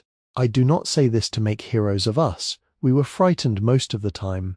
There were days when fear sat on my chest heavier than any trunk lid. But a workshop that knew how to hide grief, knew how to hide papers, and a craft made for travel must answer when people have to flee. If these documents place burdens upon you, handle them gently. Most named here are gone now, but some of their children may still carry stories with holes in them. My husband, Daniel Whitcomb, died in 1918 at Camp Funston during the influenza that swept through the army before he could be sent to France. My son, Robert Elias Whitcomb, served in the Second World War and was killed in the Ardennes in January of 1945. The Bronze Star was sent afterward with a letter folded too neatly to hold a life. My brother Henry Bellwether returned from the same war alive in body and absent in every other way, and he walked into the Missouri River in 1947. I write these losses plainly because grief embroidered becomes a curtain, and I do not want curtains here. I want windows, even if the view is winter. Now I leave you instructions, because inheritance without instruction is only weight. For bending ash or oak strips for trunk ribs, soak the wood 24 hours if it has dried more than 6 months. Steam at 212 degrees, never less than a full boil, 1 hour for each inch of thickness and not less than 40 minutes for thin stock. Bend while the wood is hot enough to sting through cloth. Use a form truer than your eye. Clamp from the center outward. Do not hurry the last 6 inches, because ends remember insult. Let the piece dry on the form 2 days in summer, 3 in damp weather, and do not fit canvas until the curve has stopped arguing. For canvas covering, use number 8 cotton duck if you can obtain it. Brush the wood with hide glue thinned 1 part glue to 3 parts hot water for the first sizing, then full strength for setting. Lay the cloth with the warp square to the frame. Pull from opposite sides, not around in a circle. A circle makes wrinkles chase one another. Corners must be cut like mercy, with enough removed that they lie flat and enough left that they still protect. Rub down with a bone folder before the glue cools. Brass tacks should be set at 1 1/4 inches along stress lines, closer at handles, wider where the cloth only rests. For leather handles, cut vegetable tanned hide not thinner than 9 ounces. Wet the bend, not the whole strap. Warm it in your hands until it listens. Stitch with waxed linen, 7 stitches to the inch for ordinary handles, 5 for heavy trunks. Rivets need a washer or burr on the inside, always. Peen with 3 taps after seating. 4 taps are vanity. 5 means you failed to set it right the first time. You may spend the money if hunger or roof or law requires it. Do not worship paper. It burns, mildews, and tempts fools, but do not scatter it either. It was saved by hands that did without comforts in order that someone later might have a beginning. Buy materials. Mend what shelters the work. Feed yourself enough to stand steady. If there is any left after you have made the place honest again, keep it for the next one. There is always a next one, though they may arrive cold, proud, ashamed, or too tired to knock. I have wondered these past nights what makes a thing belong to a person. Blood is one answer, but not the best. Law is another, often useful and often late. Labour comes closer, attention closer still. A trunk belongs to the one who carries it carefully and repairs what travel has damaged. A house belongs to the one who listens before changing it. A craft belongs to whoever honours the dead without becoming their prisoner. If you are young, do not believe that being alone means you are unfinished. If you are old, do not believe your hands have nothing left to learn. If you came here through loss, let loss take off its shoes at the door, but do not give it the best chair. There is work enough for sorrow to sit beside you without ruling the room. Behind the workshop near the old walnut tree, my father set a horseshoe into the bark the summer we opened. It may be swallowed by the trunk now if the tree still stands.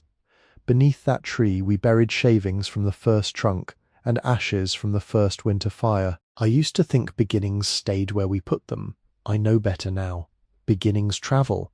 They hide in tool handles, in folded tickets, in names a clerk remembers, in the way one stranger leaves bread and another gives credit without making a show of it. The house is not empty. It has been waiting. You are welcome here. Eleanor Mae Whitcomb, Bellwether Trunk Caseworks, Omaha, Nebraska. October 9, 1951. Hazel did not move when she finished. The stove ticked as heat expanded its seams. A drop of meltwater fell somewhere in the workroom with the same spacing as a slow clock outside. A truck passed on the service road, then faded. She looked at the last page until the words blurred. Not from tears she would have named, but because her eyes had been holding too still for too long.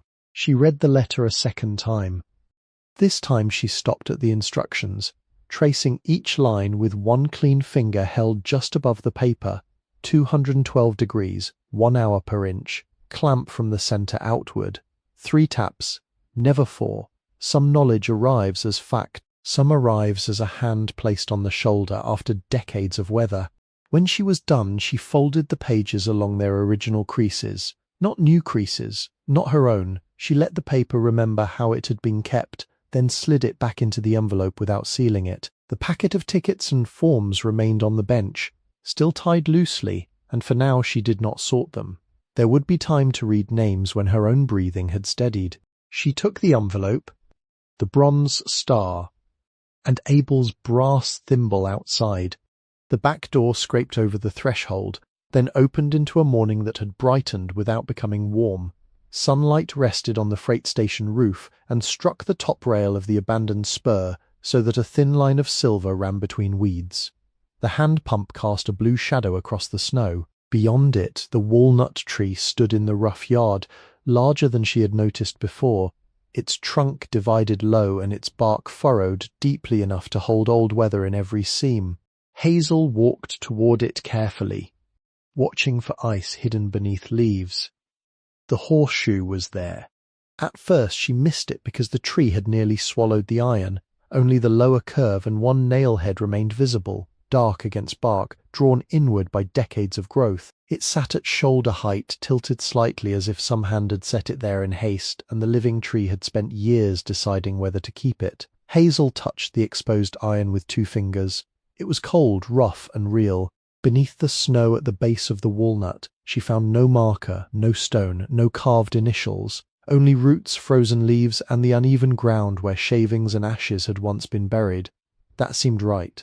Some beginnings did not need a monument. They needed a tree strong enough to hide an iron curve until the proper reader came to look. She placed Abel's thimble against the bark below the horseshoe and set the bronze star beside it for a moment. Not leaving them, only letting one kept thing greet another. The wind moved through the branches overhead. A few black walnuts still clung there, wrinkled and stubborn after winter. One fell while she stood beneath the tree and landed in the snow with a soft, final sound.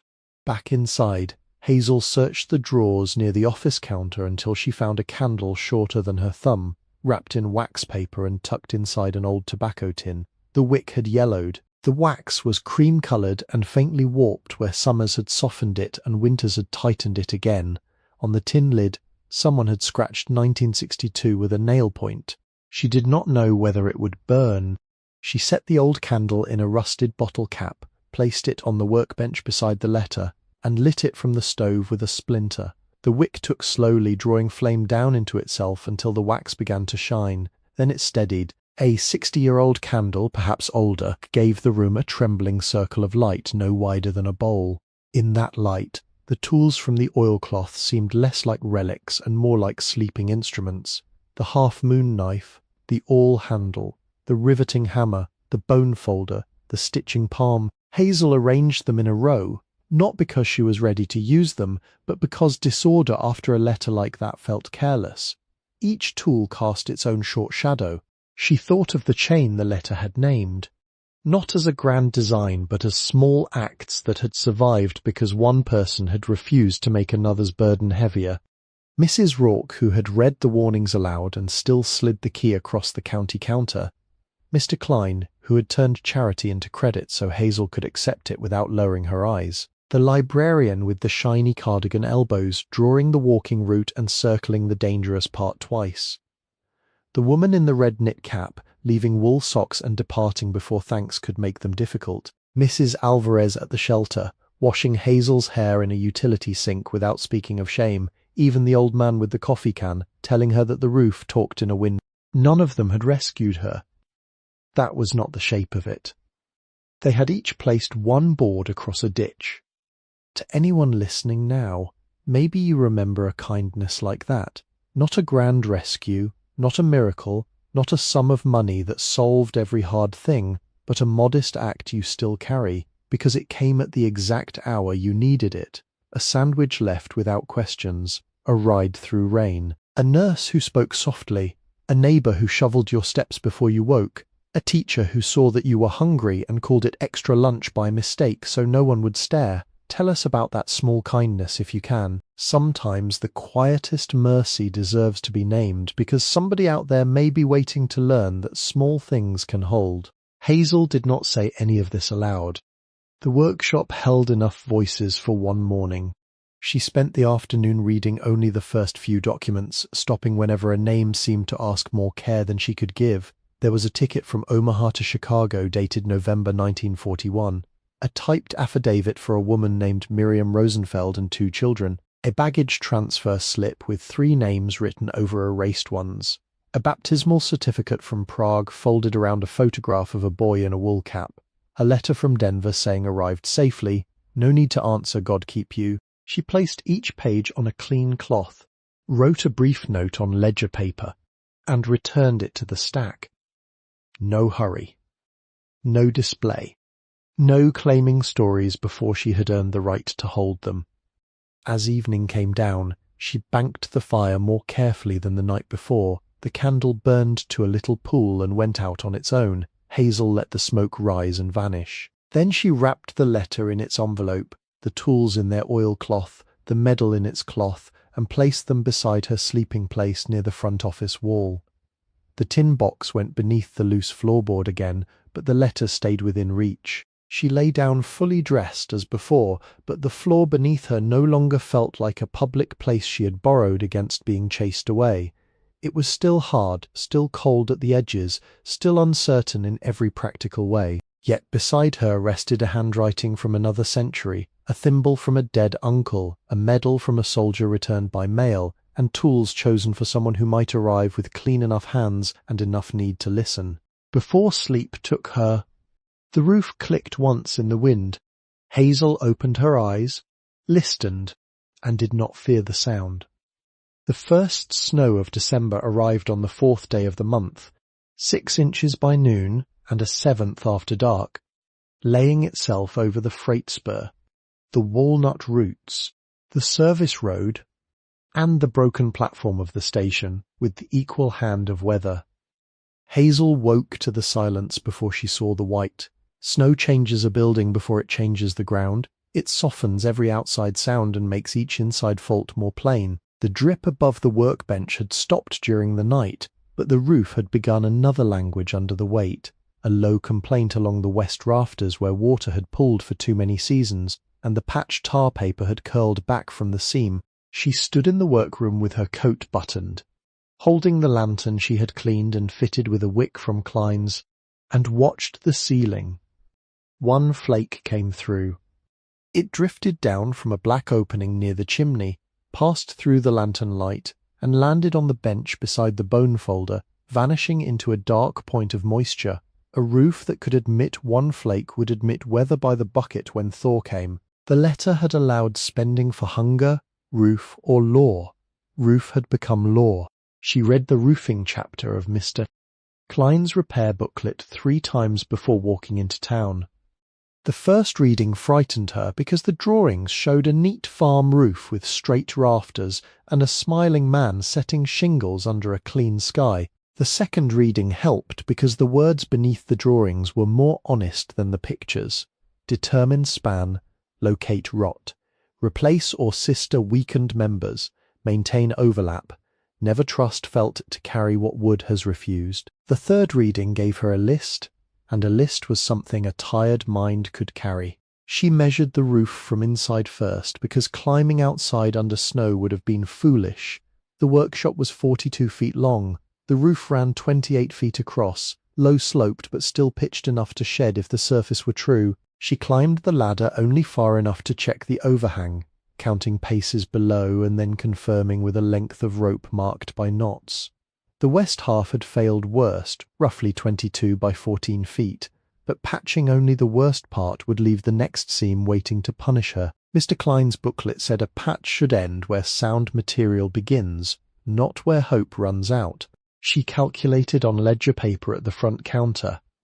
Roof plane to cover 42 by 15 feet on the bad slope with waste and overlap, 630 square feet, plus 10%.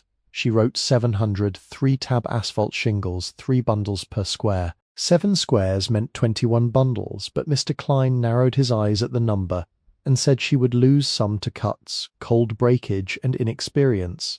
24 bundles, 15-pound felt, 2 rolls, drip edge for the lower run, galvanized roofing nails, 101 1/4 inch, 5 pounds, a chalk line, roofing cement for the chimney edge, but not as an excuse for bad flashing, 2 8-foot lengths of 1x6 for patch decking, 3 2x6s for sister rafters, 12 feet each.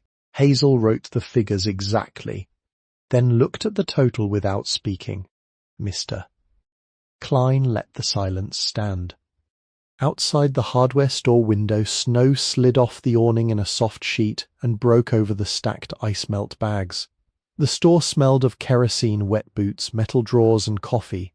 A woman at the register bought lamp mantles. 2 men near the back argued quietly about pipe thread. The world continued doing business while Hazel's future arranged itself in lumber and nails she could not carry alone. Mr. Klein took the pencil from behind his ear and drew a line under the total. I have salvage felt from a cancelled barn job, he said. Edges are bruised. Centre is good. Hazel did not answer too quickly. She had learned that accepting help required attention, not hunger. I can use bruised edges for short courses, she said. That is what I thought. He wrote the reduced price. Then he walked to the wall behind the counter, opened a cabinet, and removed a roofing hatchet with a square face, a hatchet blade, and a gauge notch worn shiny by long use. Its handle had been sanded smooth by someone's hand and darkened near the grip. My father's brother used this, he said. He roofed barns after Korea and cursed every shingle as if it had offended him personally. He died with better tools in the shed, but this was the one he reached for. Hazel looked at the hatchet but did not touch it. I cannot take that. You're not taking it. You are using it. There is a difference. There better be. He wrapped the head in brown paper and tied it with string. No ceremony. That made it easier. The skilled elder appeared the following morning. Hazel had returned before dusk with the first load delivered to the service road by Mr. Klein's nephew, and had spent 2 hours dragging bundles under the loading door overhang, 2 at a time, because a bundle of shingles has no sympathy for a hungry woman. By morning her shoulders had stiffened so badly she had to turn her whole body to look behind her. She was heating cornmeal when someone knocked once on the loading door. Not a fist demanding entry. A knuckle advising presence. The man outside was narrow and upright, 80 if he was a day, wearing a canvas coat patched at the elbows and a black watch cap pulled low. His eyebrows were white and heavy. His nose had been broken once and had healed in its own direction. He carried no toolbox, only a coil of rope, a flat bar, and a thermos. Name's Walter Deems, he said. Klein says you got a roof trying to come inside. Hazel held the door open with both hands. Yes, sir. I was a roofer before my knees became liars. I cannot pay you. Didn't ask. I have coffee, she said, then glanced toward the stove. Weak coffee. Most coffee is. That was how he entered.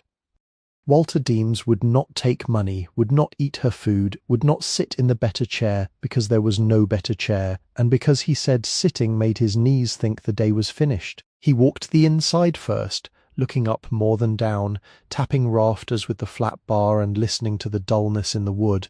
Then he walked outside, stood back from the west slope with his arms folded, and spat once into the snow. Bad, not dead. For 11 days, they worked. Not all day, because winter would not allow it, and Hazel did not yet know how to spend strength wisely. They began after the frost had loosened slightly and stopped when light flattened toward evening. Walter did not climb far. He showed, measured, corrected, and let Hazel do the climbing where the roof could bear her weight. The first morning he tied a rope around her waist with a bowline and anchored it through a sound window opening on the east wall, then made her tie it herself 3 times before allowing her onto the ladder. Not you trust, he said. She tied it again. He taught in fragments, each sentence no longer than necessary. That rafter's punky. Sound stops there. Cut square. Mind your knee. Wait on the ladder. When they opened the first section, the rot showed itself not as ruin but as layers of neglect. Under the curled tar paper lay old shingles, under those split boards, under those rafters black at their top edges where leaks had run year after year. One rafter near the chimney had softened 6 feet down from the ridge. Walter showed her how to sister it. Scrape away rot where loose, leave sound wood, fit the new 2x6 tight alongside the old, clamp, pre-drill, then fasten with 3-inch structural screws staggered every 16 inches, so the new member carried what the old could no longer be trusted to bear. Do not marry rot, he said. Marry sound. She looked at him. He shrugged. Roofing. On the 4th day, her hammering was so uneven that the shingle tabs lifted under Walter's finger. That nail's proud. Hazel pulled the nail. Again. She set another. Too hard. She pulled it. Again. By noon she had learned the 3-stroke nail Walter wanted. Tap to set. Strike to seat. Strike to flush. Not buried. Not tilted. Flush. A nail driven too deep, cut the shingle, and let weather find the wound. A proud nail held the next course off the roof and invited wind. There was no kindness in almost right. The chalk line was her favourite tool after she learned not to fear snapping it. Walter hooked one end, Hazel drew the cord tight across the felt, lifted and let go. Blue dust struck the black surface in a perfectly straight line, bright as a promise made without ornament. They laid courses from the lower edge upward, maintaining the exposure, staggering seams, cutting around the chimney with more care than speed. Walter cursed the old flashing mildly, not loudly, as if profanity too could be measured. The cold worked against them, shingles stiffened, fingers fumbled, nails disappeared in snow. Twice Hazel climbed down and held her hands over the stove until pain returned in needles. Walter stood by the door during those intervals, drinking from his thermos and looking around the workroom without asking about the uncovered trunk, the tools or the papers she had moved into the front office for safety. On the 8th day, wind came hard from the river and made the roof feel like a living animal. Hazel froze halfway up the ladder.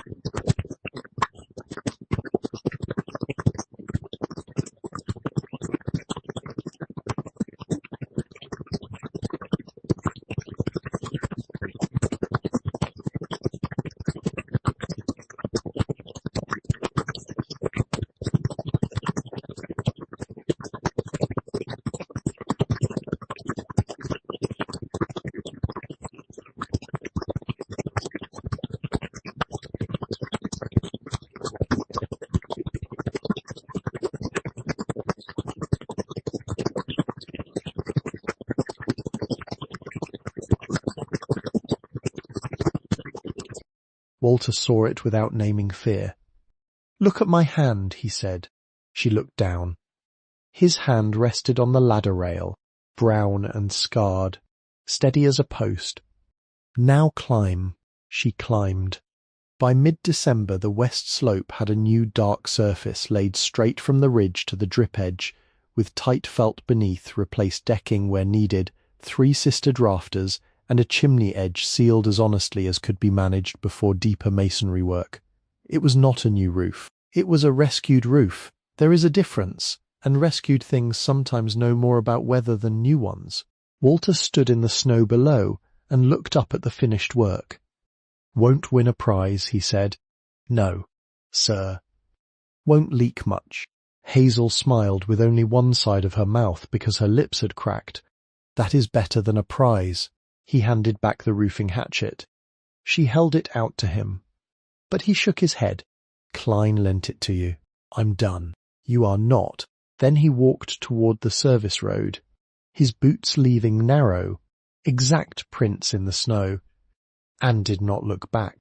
January hardened everything.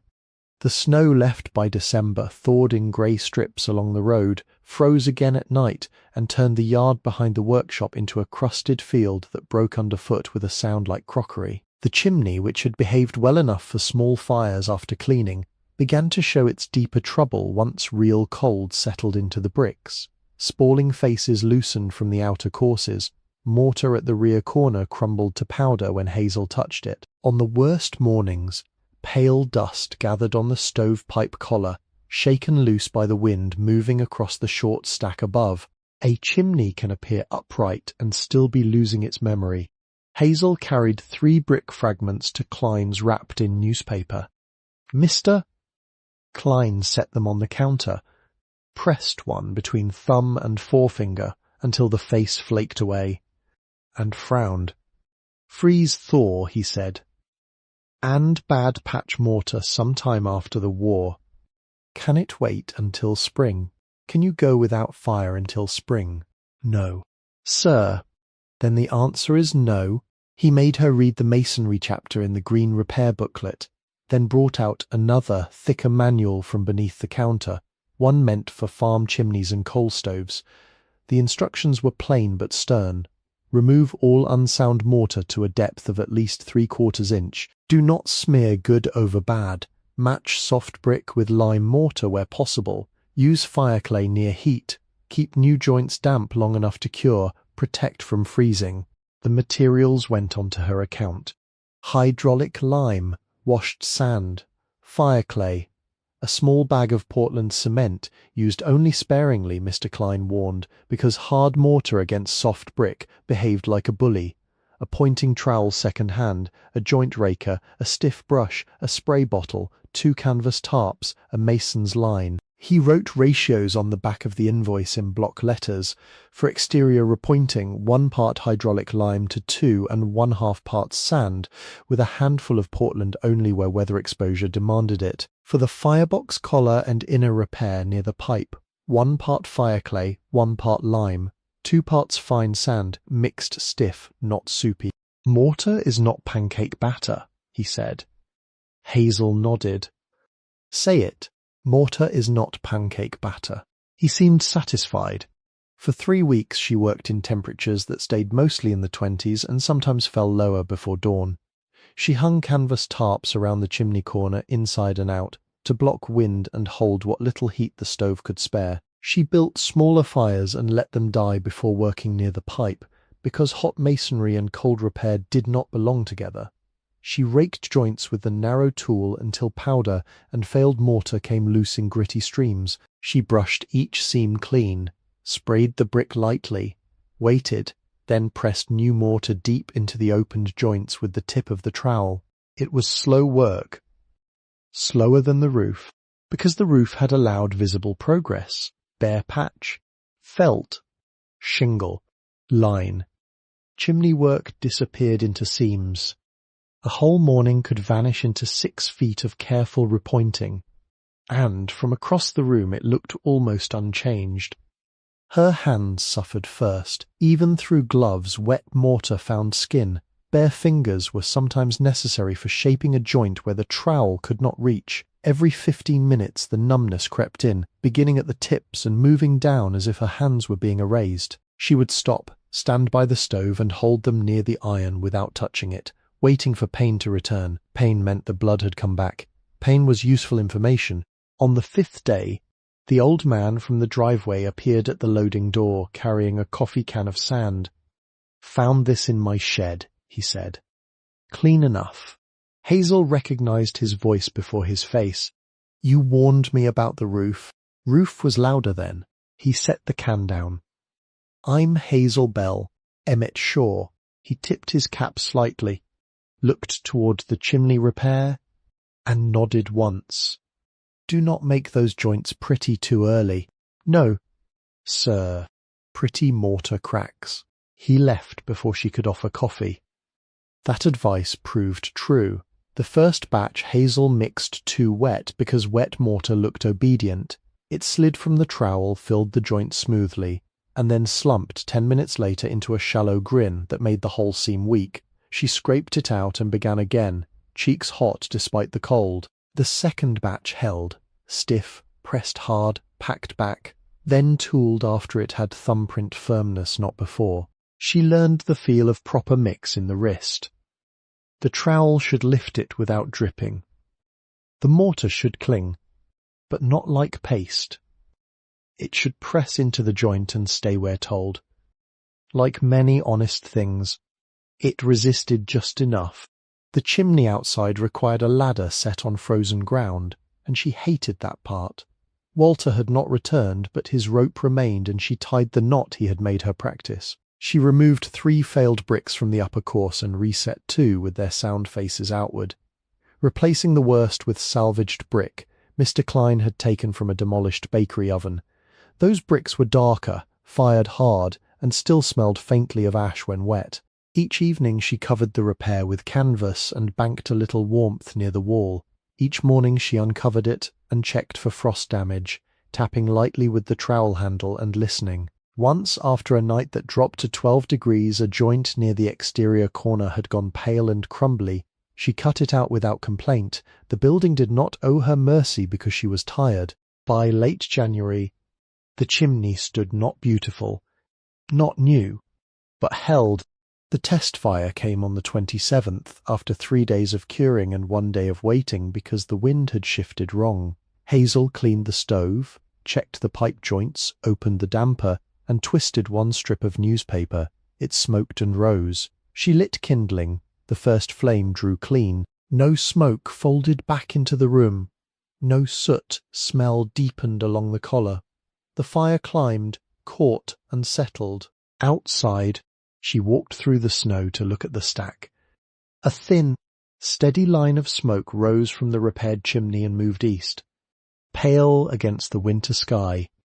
It did not cough from cracks or leak through the missing course because there was no missing course now. It rose as if the building had remembered how to breathe. Hazel stood behind the workshop with mortar under her nails and both hands wrapped around the tin cup. The workshop had been waiting for her. The floors asked for attention only after the roof no longer admitted weather, and the chimney had stopped threatening to poison the room. Until then, Hazel had treated them as ground, but they were not ground.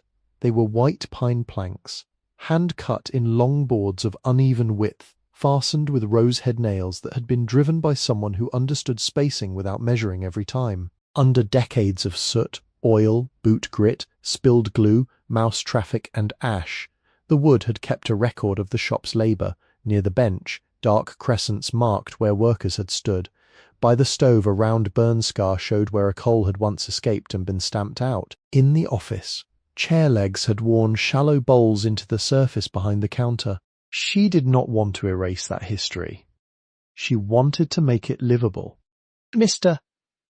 Klein rented her a random orbit sander for $14 a day and made her sign for it as if it were a fragile legal instrument.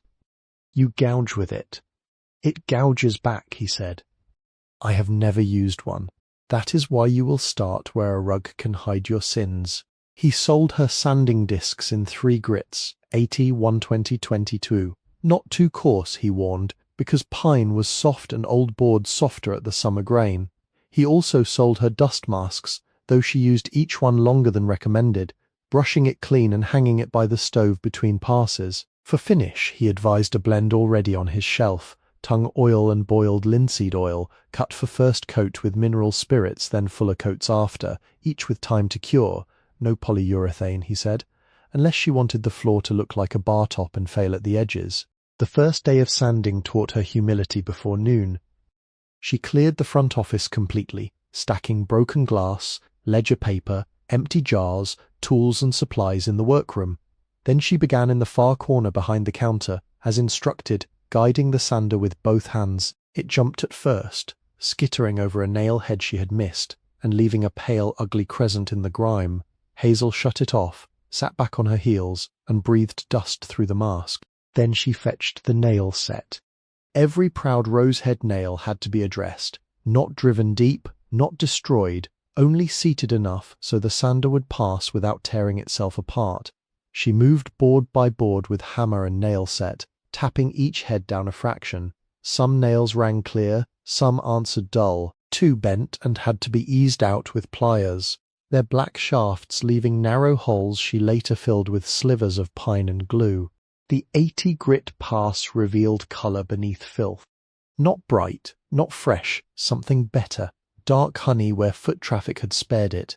Amber near the office wall, almost mahogany in the workroom where oil and age had entered deeply. The sander's dust filled the air with the smell of warm pine, old smoke and faint resin. She worked in slow lanes, overlapping each pass, never leaving the machine still while running. Her arms trembled by afternoon. Her back ached from the forward lean, but behind her a small square of floor emerged as if from underwater. The 120 grit pass softened the first.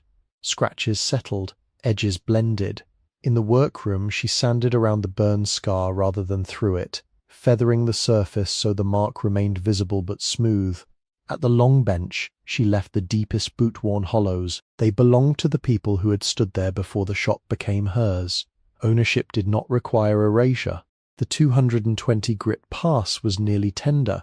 Fine dust gathered like flour along the baseboards. Hazel worked with less pressure, letting the paper polish rather than cut. When she finished the office, she removed the mask and stood barefoot on one clean board because she wanted to feel whether the work had changed the room. The pine held warmth from the stove and a faint unevenness under her sole. It felt not new, but awake. The first coat of oil was thinned and hungry. The wood drank it so quickly in some places that the surface dulled within minutes. Hazel applied it with folded cotton cloth, working along the grain, then wiped off what remained after 15 minutes as Mr. Klein had instructed. Oily rags, he warned, could burn a place down without flame being asked. So she carried each rag outside and laid it flat over a metal rail to dry before disposal. That warning she obeyed with almost religious exactness. The second coat went on 2 days later. After 48 hours of cure, the colour deepened. Dark honey shifted toward chestnut. The workroom boards near the bench took on a mahogany glow under lantern light, not polished, not proud, just steady. By the third coat, the grain had risen and been knocked back with fine paper, the surface no longer thirsty but receptive. Hazel moved on hands and knees, rubbing oil into boards that had carried generations of boots and then years of dust. There was one bad morning. It came after the second coat in the workroom, when the whole place smelled of curing oil and cold ashes. Hazel woke with her joints heavy, her stomach turned against food, and her hands so sore she could not close them around the tin cup. Snowlight lay against the boarded window. The list on the counter waited. Wipe excess, check rags, clean sander, return discs, patch draft, boil water. Each task was modest. Together they stood like a wall. She rose, put on her coat, and walked out without taking the list. Behind the freight station, beyond the drainage ditch, the water widened for a little distance before passing under the service road. It was not a marsh in summer perhaps, only a low place, but in winter it held reeds, ice, cattail stalks, and enough stillness to make the city seem far off. Hazel sat on an overturned concrete block with her hands inside her sleeves and watched a great blue heron standing at the water's edge. The bird should have gone elsewhere, she thought, though she did not make a lesson of it. It stood on one leg among the reeds, narrow and patient, its grey-blue body nearly the same colour as the morning. Twice it lifted its head, listening. Once it stepped forward so slowly that the movement seemed decided long before it happened. It caught nothing while Hazel watched. It did not appear embarrassed by that. She stayed until noon. No work was done that day. The floor waited. The oil cured. The roof held. The chimney stood. The world did not punish her for sitting beside winter water and watching a bird survive by stillness. The next morning she returned to the list and finished the third coat. By February, light had become the work. The roof kept most weather out. The chimney drew clean, the floors had darkened and settled under oil, but the windows still held the building in a boarded half-night, and every task depended on lanterns, candles, or the grey seams between planks. There were 8 windows in all, 2 in the front office facing the freight station wall, 4 along the workroom's east side, and 2 small rear windows near the steam box and pump yard. 3 had no glass behind their boards. 4 were cracked across 1 or more panes. 1, the narrow window above the office counter, retained its original wavy glass, old enough that the world beyond it bent slightly when Hazel moved her head. In the lower right corner of that pane, scratched so faintly she saw it only when cleaning soot from the sash, were 4 digits, 1908, not 1788. The letters Ruth had belonged to that earlier year, but this pane belonged to the shop's beginning, and Hazel would not replace it. She said as much to Mr. Klein. He approved without smiling. "Old glass makes bad mirrors and good windows," he said. For the missing panes, he found salvaged glass from a schoolhouse renovation, close enough in thickness, imperfect enough not to shame the original. He sold her glazier's points, a putty knife with a narrow blade, a small can of DAP 33 glazing putty, and lengths of 1/4-inch cotton sash cord. The counterweights, if still present, might be usable. The pulleys, he warned, would need cleaning. If the sash cords had rotted, the windows would fall like guillotines when freed. "Do not put your fingers under a sash you have not earned," he said. Hazel wrote that in the margin of the booklet. She began with the worst window, because fear prefers postponement and work does not. The boards came down one pry at a time, nails screamed from the frame. Daylight entered in a sudden broad sheet, cold and almost blue, revealing dust she had thought already conquered. Behind the boards the sash hung crooked, its lower rail swollen from damp, 2 panes gone, the remaining glass cracked from corner to corner. A dead wasp lay on the sill as if waiting for spring news. She removed old putty with a chisel warmed near the stove, careful not to split the muntins. The putty came away in some places like chalk, in others like stone. She eased out glazier's points with needle-nose pliers, lifted cracked glass onto folded cloth, and scraped the rabbits clean. Where bare wood showed, she brushed on a thin coat of oil primer Mr. Klein insisted upon, because putty laid against thirsty wood failed early. The DAP 33 felt strange under her knife, firmer than dough, softer than clay, sticky until worked. She kneaded it in her hands to warm it, rolled a thin bed, pressed the glass into place, set points every 6 inches, then applied the outer bevel with a deliberate pull of the knife. Her first line wavered. She scraped it off and tried again. The second line still wavered, but less. By the 4th window, the bevel ran clean enough to shed water and satisfy her eye. The sash cords required another kind of patience. Each weight pocket had been painted shut, then soot-sealed, then ignored for decades. Hazel cut the paint line with a knife, pried the narrow access panels loose, and found the cast-iron counterweights sitting at the bottom like buried tools. The old cords had frayed into black threads. She vacuumed dust with a hand brush and tin pan, cleaned the pulleys with oil and a rag, then fed the new 1/4-inch cotton cord over the wheel, using a piece of wire bent into a hook. The figure-8 knot at the counterweight had to be right. Too small, and it might pull through. Too bulky, and it would jam in the pocket. She tied one, frowned, untied it, tied another, then tested by lifting the weight and letting it hang free. The knot held. She attached the other end to the sash with small screws, raised the window an inch, then lowered it. It moved not smoothly, not yet, but willingly. One by one, the workshop accepted light. The front office changed first. With boards removed, the room revealed its modest proportions and the depth of the old counter. Dust no longer hid in general darkness. It chose corners and could be pursued. The wavy 1908 pane turned the freight station bricks into water when the sun struck it. Hazel cleaned that glass with vinegar, newspaper, and extreme care, leaving the scratch date untouched. The workroom changed more deeply. Morning came through the east windows and crossed the bench where the heirloom tools lay wrapped when not in use. It found the giant trunk's brass ribs and made them glow in interrupted lines. It showed the steam box not as a coffin shape but as machinery, damaged and possible. It struck the oiled floor and revealed every place where the boards shifted from honey to mahogany. On the last February window, Hazel worked slower than necessary. It was the rear sash near the walnut tree. One cracked pane, one missing. Cords failed but weights intact. The day had warmed above freezing, and meltwater ticked from the roof edge into a pan she had set outside. She removed the cracked pane hole, cleaned the rabbit, bedded the salvaged glass, set points, and drew the putty knife along the final bevel in one unbroken motion.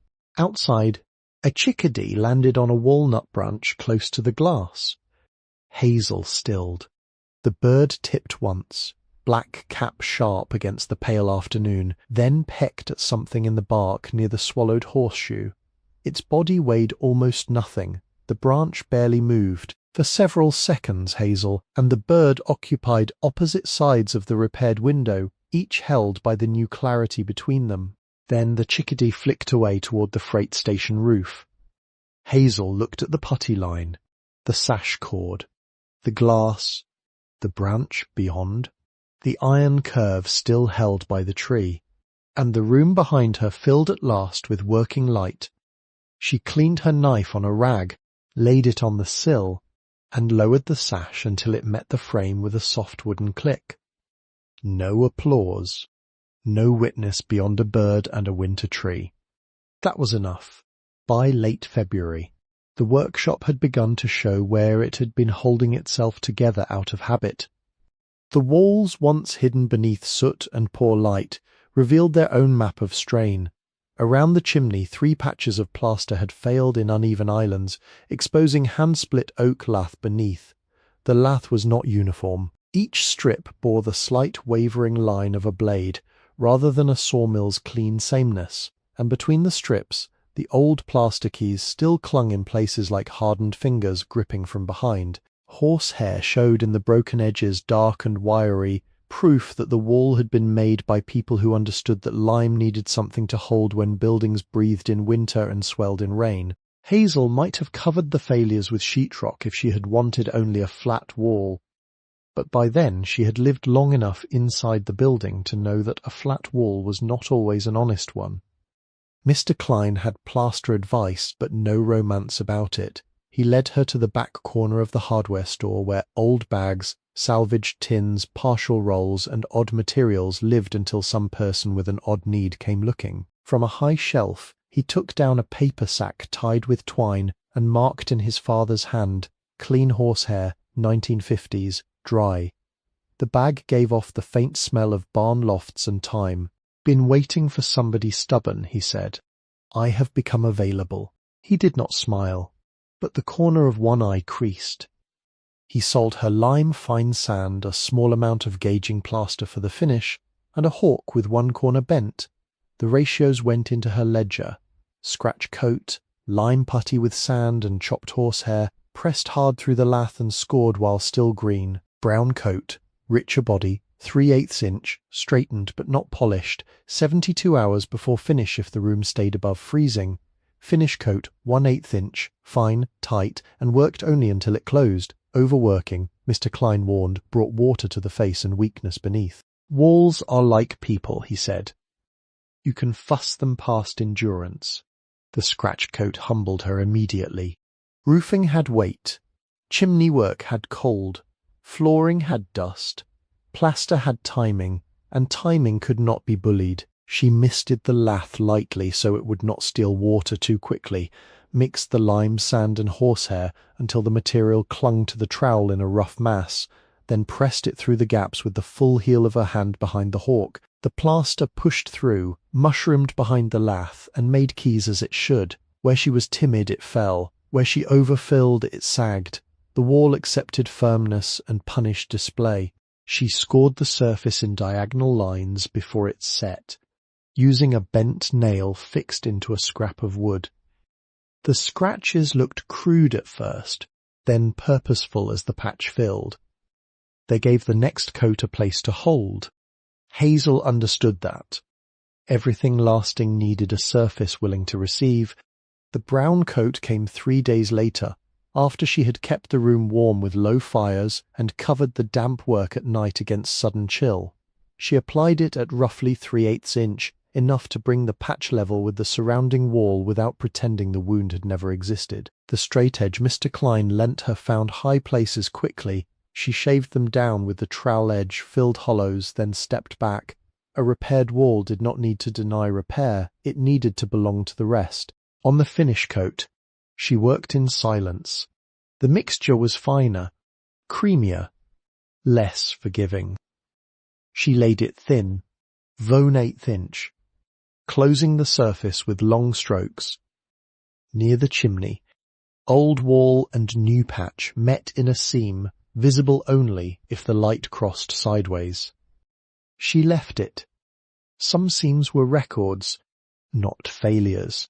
When the final patch had taken its set, Hazel stood in the office with plaster dust on her skirt and horsehair stuck to one sleeve. The repaired places were pale against the older walls, but already the room seemed steadier around them. The chimney rose through plaster that would no longer crumble at a touch. The stove heat moved differently too, not fleeing through cracks but remaining in the space where work had invited it to stay. She pressed 2 fingers lightly near the edge of the largest patch. These patches will hold another 100 years. The sentence arrived plain and inward, not boastful, not certain in the foolish way of people who believe time can be commanded. It was more like a promise made to the wall and to whoever might stand there after her, touching the same place with a careful hand.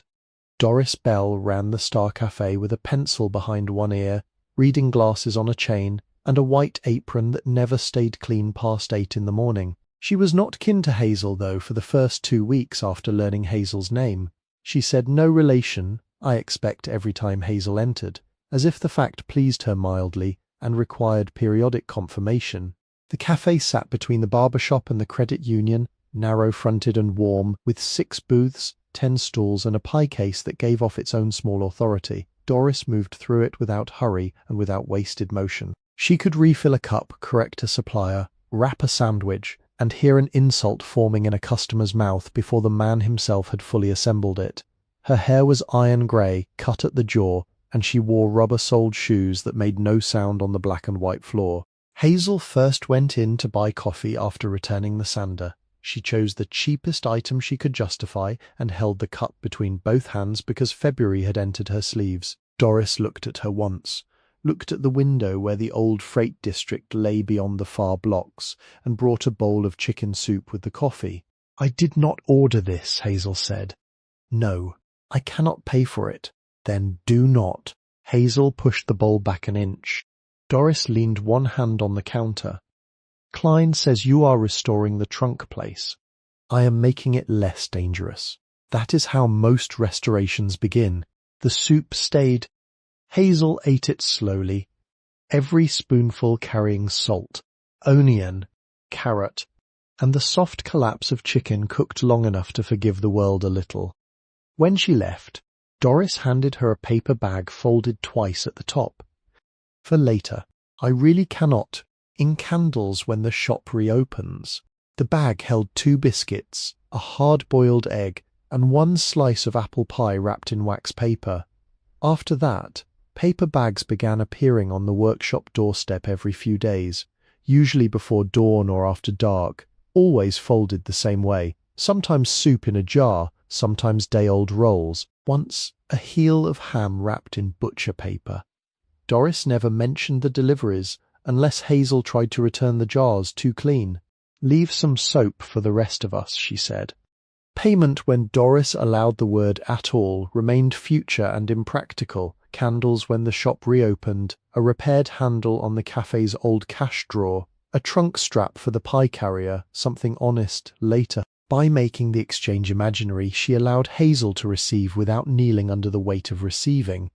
That was Doris's craft, though no sign above her door named it.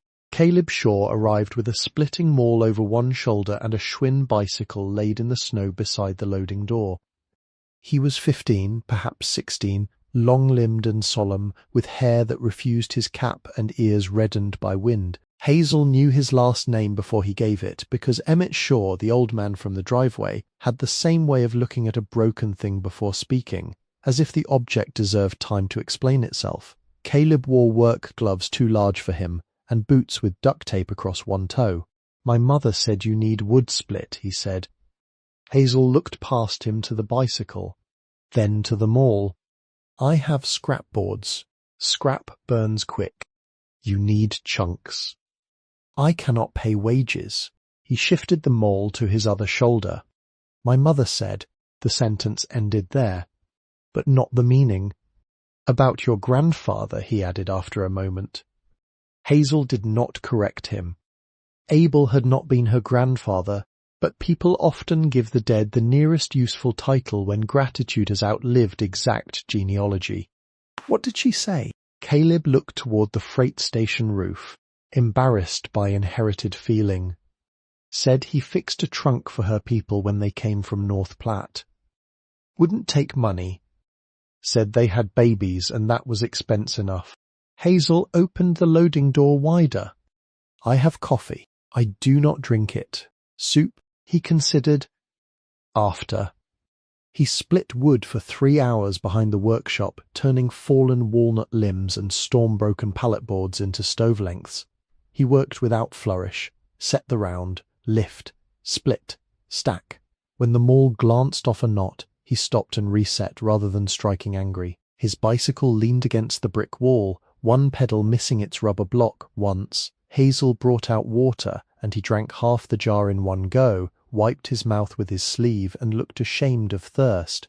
When she tried to hand him 2 coins from the small envelope she used for necessities, he backed away. No. Ma'am. You work? My mother said no. Your mother is firm. Yes. Ma'am. He returned twice a week through March. Sometimes after school, sometimes Saturday mornings. He never stayed for more than a bowl of soup or a biscuit. He stacked wood by size without being asked. He carried heavy panes, moved lumber, held sash while Hazel tied cords, and once spent an entire afternoon scraping rust from the steambox hinges with a wire brush. He did not ask to see the hidden compartment after learning of the trunk's false wall. He only looked at the tool row once and said, "Those are serious," which was perhaps the highest praise he knew. Reverend Boyd was different. He did not enter. Every morning at 7:40, almost exact enough to set a clock by, he walked along the service road from the yellow house with 2 chimneys toward a small Methodist church beyond Webster Street. He was a broad man with a dark coat, a felt hat, and a gait slowed by one bad hip. His collar was usually hidden under a scarf. He carried a worn leather Bible in one hand, not raised, not displayed, simply carried as another man might carry lunch. The first morning Hazel noticed him. He paused at the edge of the yard and tipped his hat. "Morning, Miss Bell." "Good morning." He kept walking. The next morning, the same. On the third, he stopped long enough to look at the chimney smoke and say, "Draw's better now." "Yes, sir." He nodded as if that were good news in a parish report and continued on. By the second week Hazel understood that Reverend Boyd prayed as he passed. His lips moved slightly, but he did not perform the act for her. He did not lay hands on the door, did not ask whether she had accepted anything, did not turn her survival into evidence for a sermon. He simply walked by each morning, tipped his hat when she was outside, and gave 4 words to the air. "Keep her this day." Sometimes Hazel heard them. Sometimes she only saw the motion of his mouth and knew the shape of the words by repetition. Once, when the roof wind had kept her awake and she stood outside before dawn, too tired to trust the day, he paused at the road and said them more clearly. "Keep her this day." The prayer did not fix rafters, seal windows, or pay for lime. It did not make her less alone in any visible way. Yet something about its steadiness entered the pattern of the workshop. 7:40. Hat lifted. 4 words. A man continuing on without asking to see results. Hazel came to understand that the rebuild was not hers alone, though no one else could do it for her. Doris fed the edges of hunger. Caleb lent the strength of a young back without making her smaller for needing it. Reverend Boyd placed a sentence in the morning and walked away before it could become a debt. Mr. Klein kept account in pencil. Walter left a hatchet in her care. Emmett brought sand and 1-line warnings. Each person gave a narrow board. By March, the ditch had become crossable. Hazel postponed the cellar until February 11th because everything about it suggested a mouth. The door lay under a hinged trap in the rear of the workroom near the steam box, half hidden by warped boards and 2 collapsed canvas rolls. She had found the ring pull in January while cleaning, tugged once, felt the resistance of damp wood below and let it rest. Roof first, chimney first, fire first, floors, walls, windows, food, sleep. A cellar could wait. Deep places had waited longer than she had been alive. On the morning she opened it, Caleb was there, though she had not asked him to come. He stood beside the trap with the lantern in one hand and his Schwinn propped outside the door. My mother said I should not let you go down alone. Hazel looked at him. She knows a lot about my intentions? Yes, ma'am. Together they cleared the remaining canvas and lifted the trap. The hinges groaned, then gave. Air rose from below, damp and mineral, carrying the smell of fieldstone, earth, rust, and old apples, though no apples remained. 7 granite steps descended into darkness, each worn at the centre by feet that had carried coal, glue, hides, jars, and perhaps secrets. Hazel held the lantern down first. The cellar measured about 12 by 15 feet, its walls built of fieldstone and mortar, its floor packed stone and hard earth with flat stones set where traffic had been greatest. The ceiling was low enough that Caleb had to duck. Cobwebs hung from joists in grey curtains. Along one wall stood shelves, mostly empty except for 3 blue jars without lids, a cracked crock, and a wooden crate filled with coal dust. Near the far corner an old drain disappeared under a rusted grate. At the centre of the floor lay a single dressed granite slab. It did not belong to the rough cellar floor. The slab was rectangular, too deliberately placed, its edges squared, its surface smoother than the surrounding stone. At its centre had been carved a craft mark, a small arched trunk with 3 rivets and a handle shaped like a half-moon. The lines were shallow but clear, darkened by dust. Caleb lowered the lantern closer, and the mark gathered light along one edge. "What is under it?" he asked. "I do not know. You going to lift it?" "No." He looked surprised. Hazel stood over the slab, feeling the quiet insistence of an unanswered thing beneath her boots. Not everything has to be opened the first day it is found. Caleb considered that, then nodded as if adding it to a private list of adult sentences worth keeping. They inspected the shelves, the joists, and the drain. Nothing suggested immediate danger except one loose stone at the west wall and a place where water had entered during some earlier season. Hazel made notes. Fieldstone floor, 7 granite steps, centre slab with mark, do not disturb. Check drainage after thaw. She turned to climb out, ready to return to work that belonged to the surface, when Caleb stopped on the 3rd step. "Ma'am." The 3rd step had a shadow beneath its front edge. Not a natural gap. Not rot. Something wedged. Caleb set the lantern on the 2nd step and reached under with 2 fingers. Then withdrew them dusty. "Box," he said. Hazel knelt above him, bracing one hand on the wall. The object resisted at first. She used the bone folder from her pocket, because by then she carried one the way other people carried a knife, and eased the box forward inch by inch. It was oak, compact, dark, with cellar damp but not rotten. Its lid held by a brass clasp shaped in the same arched trunk mark carved into the granite slab. Inside lay a brass key and a tin-type photograph. The key had a long stem and a bow shaped like the craft mark, half-moon handle, and 3 tiny raised rivets. Its metal had darkened but not corroded badly. No tag. No label. Nothing to say whether it opened door, chest, lock plate, or some further waiting place. The photograph had been wrapped in oiled paper. Hazel unfolded it carefully in the workroom light after they climbed back up. A young woman looked out from the tin surface with the severe stillness required by old cameras. She stood in front of the very workshop, though. Then it was new, brick clean, windows bright, sign straight on both chains. Her blouse was high-collared, her skirt dark, her hair pinned beneath a work cap. In one hand she held a riveting hammer. In the other, a leather handle curved and stitched, not yet attached. The face made Caleb whisper something he immediately swallowed. Hazel did not speak. The young woman's face was not Hazel's exactly.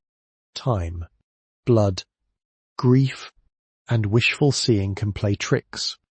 Yet the line of the chin, the set of the eyes, the serious mouth holding back speech until the right moment, all of it seemed to lean across the decades and stand near her.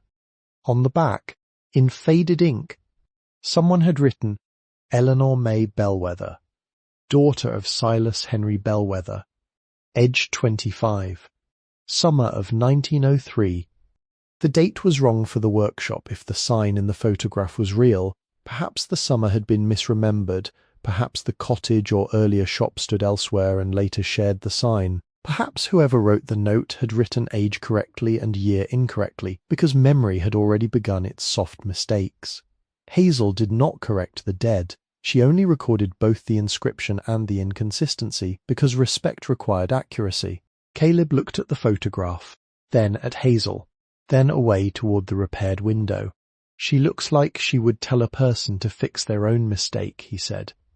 Hazel laughed once, very quietly. "Yes," she said, "she does." The key went onto the mantel above the stove where the repaired plaster had dried pale and sound.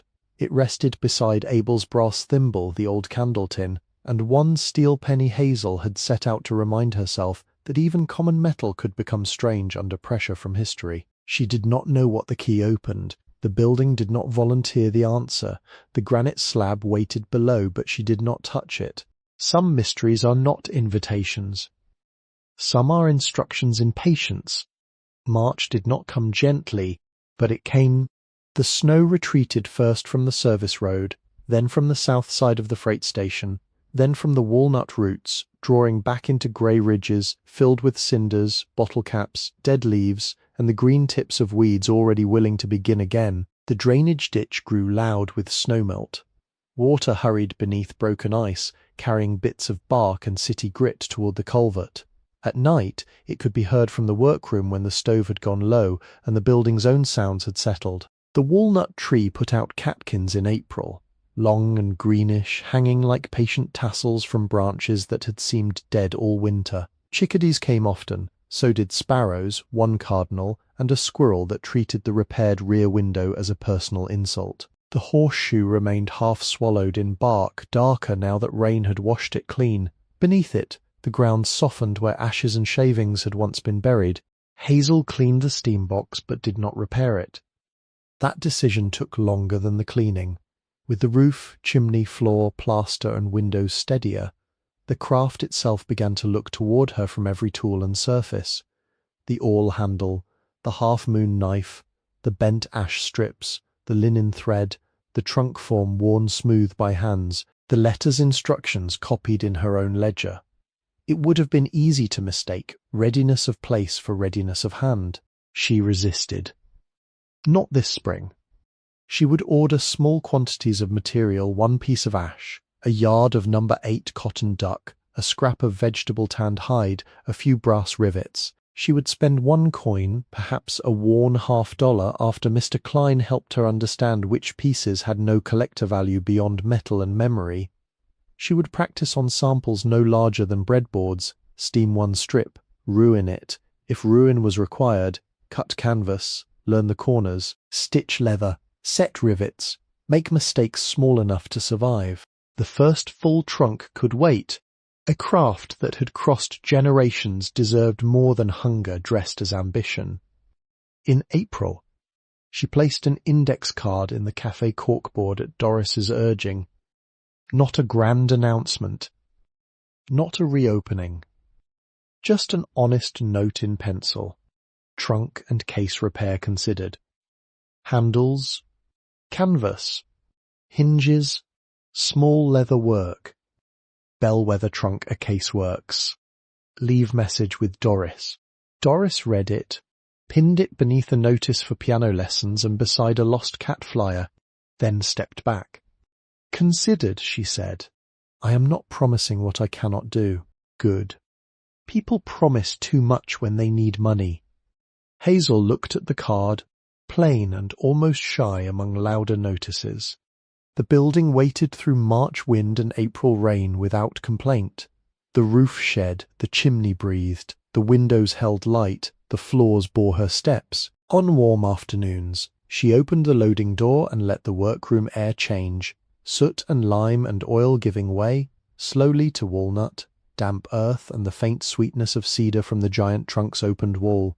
The house was patient. So was she. 2 winters later, in December of 2024, Hazel completed the first trunk worthy of the name. It was not large. She had refused largeness for a long time.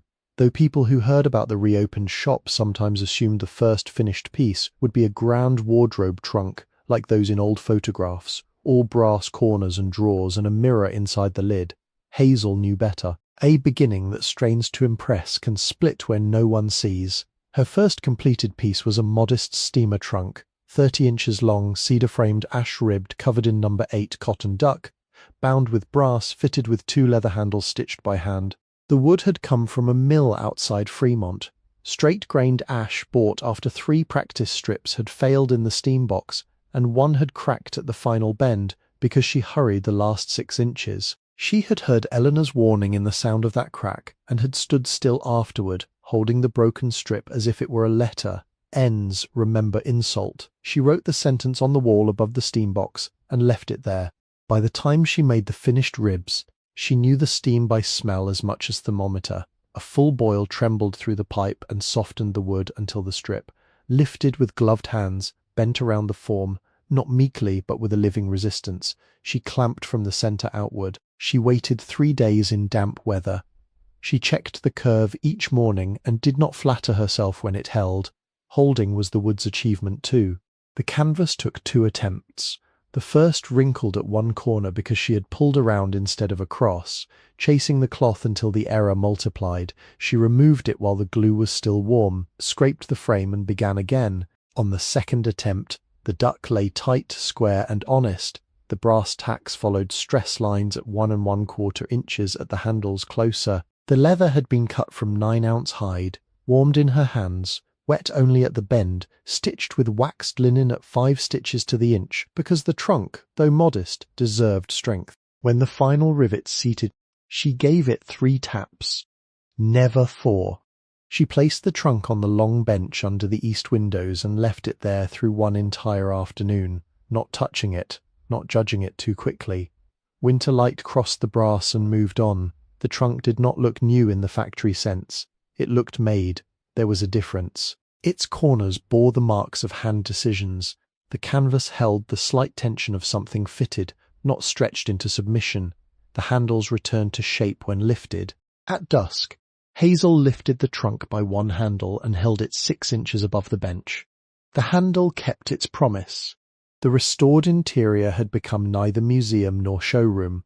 It remained a workshop, which meant useful disorder held inside steady boundaries. The front office counter had been repaired with salvaged glass and now held a ledger, a jar of pencils, Doris's empty soup jars awaiting return, and a brass bell no louder than a spoon against china. The 1908 pane still bent the freight station wall into a watery line on bright mornings. The pot-bellied stove stood on a cleaned hearth, its pipe black and sound, its fire laid properly before each evening. In the workroom, the long bench carried scars old and new together. The heirloom tools hung on a board Hazel had made from planed pine, each outline traced lightly behind it so absence would be noticed. The steam box had been rebuilt with new seals, old hinges, and a pressure gauge Mr. Klein found through a cousin. Rolls of canvas stood upright in a rack. Leather hung from pegs.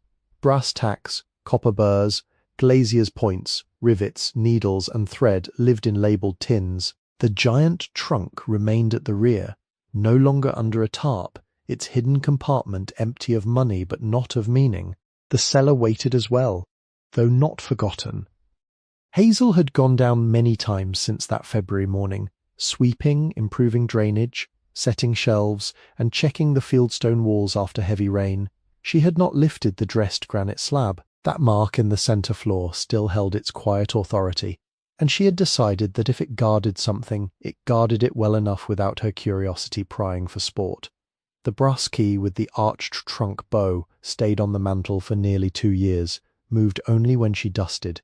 The answer came not from the slab, but from the walnut tree.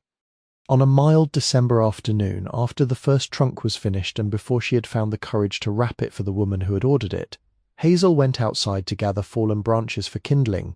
The walnut stood bare against a pale sky, its bark dark from thaw. The horseshoe, long half swallowed, had loosened slightly at one nail where the surrounding wood had split in a narrow vertical seam. At first she thought the winter had damaged the tree. She touched the seam. It opened not like a wound, but like the edge of a plate. Hazel went inside, took the brass key from the mantel, and returned without telling herself why. The key did not fit the horseshoe. It fit a brass plate hidden under a flap of bark just below it, a plate so darkened and grown over that only the split had revealed the keyhole. The bow of the key warmed quickly in her hand despite the cold. It turned with a patient click.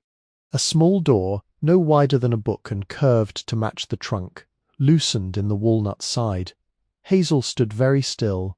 The door had been built into the tree when the trunk was younger, or around a hollow already present, then hidden as bark grew over its edges. Inside was a dry cavity lined with tin. Time had entered, but not water. Within lay a folded 48-star flag, wrapped in oilcloth, and a note tied with cotton tape. The flag was small, perhaps carried by hand rather than flown from a pole. Its blue field faded, its stars still distinct in careful rows. Hazel unfolded it only halfway, enough to see that it had been protected with the same seriousness as tools and documents. The note was dated March 3rd, 1945, written in Eleanor's hand but more hurried than the long letter, the ink darker where the pen had paused. To the one who finds this after I'm gone. This flag was sent home with the effects of my son, Robert Elias Whitcomb, after his death in the Ardennes. It has known snow, train smoke, military mail, and a mother's hands. I could not bear to put it in the trunk with money. Money must be used. This must be honoured. If the shop survives long enough for this key to turn, take the bronze star and this flag to the soldier's ground on the date he died, if you are able. No parade, no speeches. Stand a while. That will be enough. E. M. W. Below that, in a smaller line, January 17th, 1945, Belgium. Hazel carried the flag and note inside and placed them beside the bronze star which had rested since spring in a small cedar box she had made for it, unfinished on the inside, so the wood scent remained. The medal had become familiar without becoming ordinary. She had researched the names slowly at the library, with help from the silver-haired librarian who remembered drawing the first map. Robert Elias Whitcomb's record led her to the Ardennes, to the winter fighting, to a grave marker in Forest Lawn Memorial Park in Omaha, where his remains had been brought after the war, on January 17th, 2025. Hazel went there. The morning was cold enough that the grass held frost in shaded places. She wore her repaired coat and carried the folded flag in a cloth bag against her chest, the bronze star in its cedar box, and one small trunk handle she had stitched during practice because she wanted the handwork present, though she could not have explained that to anyone without making it sound too fine. Reverend Boyd drove her in his old sedan and waited by the road, hat in his lap, saying only that walking among stones was a thing best done without hurry. The cemetery was real in the plainest way. Winter grass, granite markers, plastic flowers on some graves, flags on others, traffic murmuring beyond the fence. Hazel found the stone by row and number copied into her ledger. Robert Elias Whitcomb, the dates, the military inscription. She cleared frost from the top with her handkerchief and placed the medal box on the ground before it. The flag she unfolded only enough to show the stars, then folded again along its existing lines. No speech came. No speech was needed. She stood a while, as Eleanor had asked. Reverend Boyd remained by the car, head bowed. A groundskeeper passed in the distance on a small cart and did not interrupt. The world allowed the act to be modest, which was the only way Hazel could bear it. The money had not become a fortune in Hazel's hands. It had become a foundation.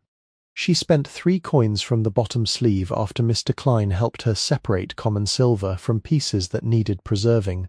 1 worn $half bought the first ash practice stock through a collector who cared more about face value stories than silver weight. 1 common dime paid for a spool of linen thread when Hazel wanted the first practice handle to include something from the cache, however small.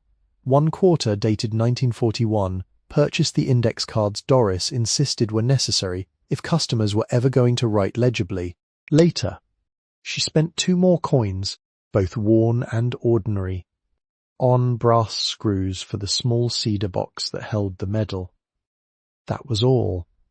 The paper currency she did not parade before banks or strangers with Mrs. Rourke's help and a legal aid office recommended by the librarian. Hazel placed the bulk into a protected account tied to the preservation of the workshop, taxes, insurance, materials, and future apprenticeship. The oldest bills, rare or fragile, were stored with the documents in archival sleeves. The refugee tickets and immigration papers went, after careful copying, to a local archive under conditions Hazel insisted upon: names respected, families contacted where possible, no display without permission. The archivist, a patient woman with cotton gloves, and a voice softer than paper, understood what remained of the cash, after necessary repairs and modest supplies, was sealed again in the giant trunk's compartment, not hidden from use, reserved from waste. Hazel labelled the new packet in her own hand for the next one. By then, the shop had reopened in the way a seed opens underground before anyone sees green. The cafe corkboard index card brought the first job, a broken handle on a family trunk that had sat at the foot of a bed since 1939. Hazel repaired it slowly, charged too little, and was corrected by Doris in front of 3 lunch customers. "You are not selling apology," Doris said. "I am learning price. Learn faster." The second job came from a woman whose grandfather's salesman case had split at one corner. The third was a canvas patch. The fourth, a lock plate cleaned and reset. A man from Lincoln mailed a photograph and asked whether the shop took work by post. Hazel wrote back on cream paper explaining what could be repaired, what could not, and what should be left as evidence of travel rather than corrected into false youth. By the second winter, Doris kept a mailing list in a spiral notebook behind the cafe register. 43 names by Christmas. Some were customers, some only wanted notice when the shop accepted visitors. Hazel did not give tours in any formal sense. She allowed people to come by appointment, stand in the front office, see the bench, and understand that repairs took time. Children were permitted to touch scrap canvas, not tools. Adults were permitted to ask questions, not hurry answers. The reopened shop had no grand sign at first. The old metal one still hung above the loading door, repaired with a second chain and cleaned only enough to read: Bellwether Trunk Caseworks. Omaha, Nebraska. The soot remained in the deeper letters. Hazel liked that. A name washed too clean could lose its witness. Caleb changed the sign without asking. He was taller by then, his shoulders beginning to catch up with his hands, his Schwinn replaced by a truck that coughed in cold weather and carried more firewood than was strictly necessary. He still refused most payment, though Hazel had learned to send money through his mother in ways he could not easily reject. School fees for a carpentry course, good gloves left as if forgotten, a gift card to Klein's labelled store credit. On an afternoon in late December, he arrived carrying a wrapped board nearly as long as he was tall. "I made something," he said. Hazel set down the leather strap she had been burnishing. "For me or for the building?" He considered. "Yes, ma'am." The board was walnut, hand-planned, its edges slightly irregular because he had followed the grain rather than forcing it square. Into it he had carved letters deep enough to hold shadow. Bellwether Trunk and Caseworks. Daughters. The final word stopped Hazel more than the first. "Plural," she said. Caleb looked at the floor, figured there were more than one. He did not mean himself. He did not mean only Eleanor. Hazel understood that without asking. Ruthie with canvas covers, Matilda, whose name survived in the letter but perhaps not much else, Eleanor at 25 holding a riveting hammer, Hazel on the floor with soot in her hair, unknown girls and women whose hands had sewn, bent, carried, fed, copied, hid, mended, endured. Daughters by blood, daughters by craft, daughters by arrival. "Will you hang it?" Caleb asked. She ran her fingers over the carved ampersand. It had been shaped like a handle. "Yes," she said. "But not over the old one." He looked relieved. They hung it inside, above the long bench, where workers could see it and weather could not. The old exterior sign remained, because the dead deserved their first names. The new sign belonged to the living room of the work. That evening, after Caleb left, and the stove had settled into a bed of coals, Hazel took out fresh paper. She had known for months that she would write a letter, not because she was dying, not because she planned to leave, but because inheritance should not wait until hands fail before they explain themselves. She lit a lamp, placed Eleanor's letter to one side, Abel's thimble to the other, and began in a plain, upright hand that did not imitate anyone, and yet carried everyone. My dear one, whoever you are. She stopped after the first line and listened. The workshop answered in its ordinary ways, stove ticking, wood settling, a faint movement of wind across the roof. Walter had helped her rescue. Somewhere in the wall, perhaps a mouse, perhaps only the old building adjusting to the night. Outside, the walnut tree held its hidden door closed. The flag returned to its tin-lined chamber after the cemetery visit. The brass key once again on the mantel where it could be found if finding became necessary. Hazel wrote slowly. She did not claim greatness. She did not tell the next inheritor that suffering had been worthwhile because it led to a shop.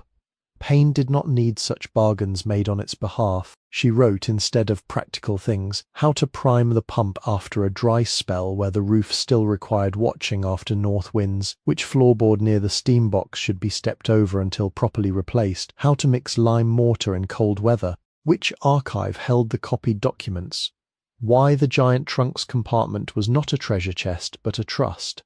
She wrote of money with caution. Use what shelters the work.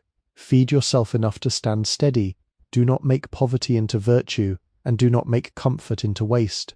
She wrote of Doris and candles, of Mr. Klein's pencil, of Caleb's sign, of Reverend Boyd's morning words. She wrote of the cemetery and the folded flag, of the medals year and the grave's frost. She wrote that not every hidden thing should be opened merely because a key exists. Near the end, she wrote the sentence she had resisted for 2 winters because it seemed too large until the first trunk stood finished on the bench. The workshop had been waiting for her. Then she crossed out her, not heavily, 1 clean line. Above it, she wrote us. The workshop had been waiting for us. She let the ink dry. Then she folded the pages once, not into final form, only enough to keep them clean, and placed them in a new envelope labelled in her own words. For the one who keeps the work after me.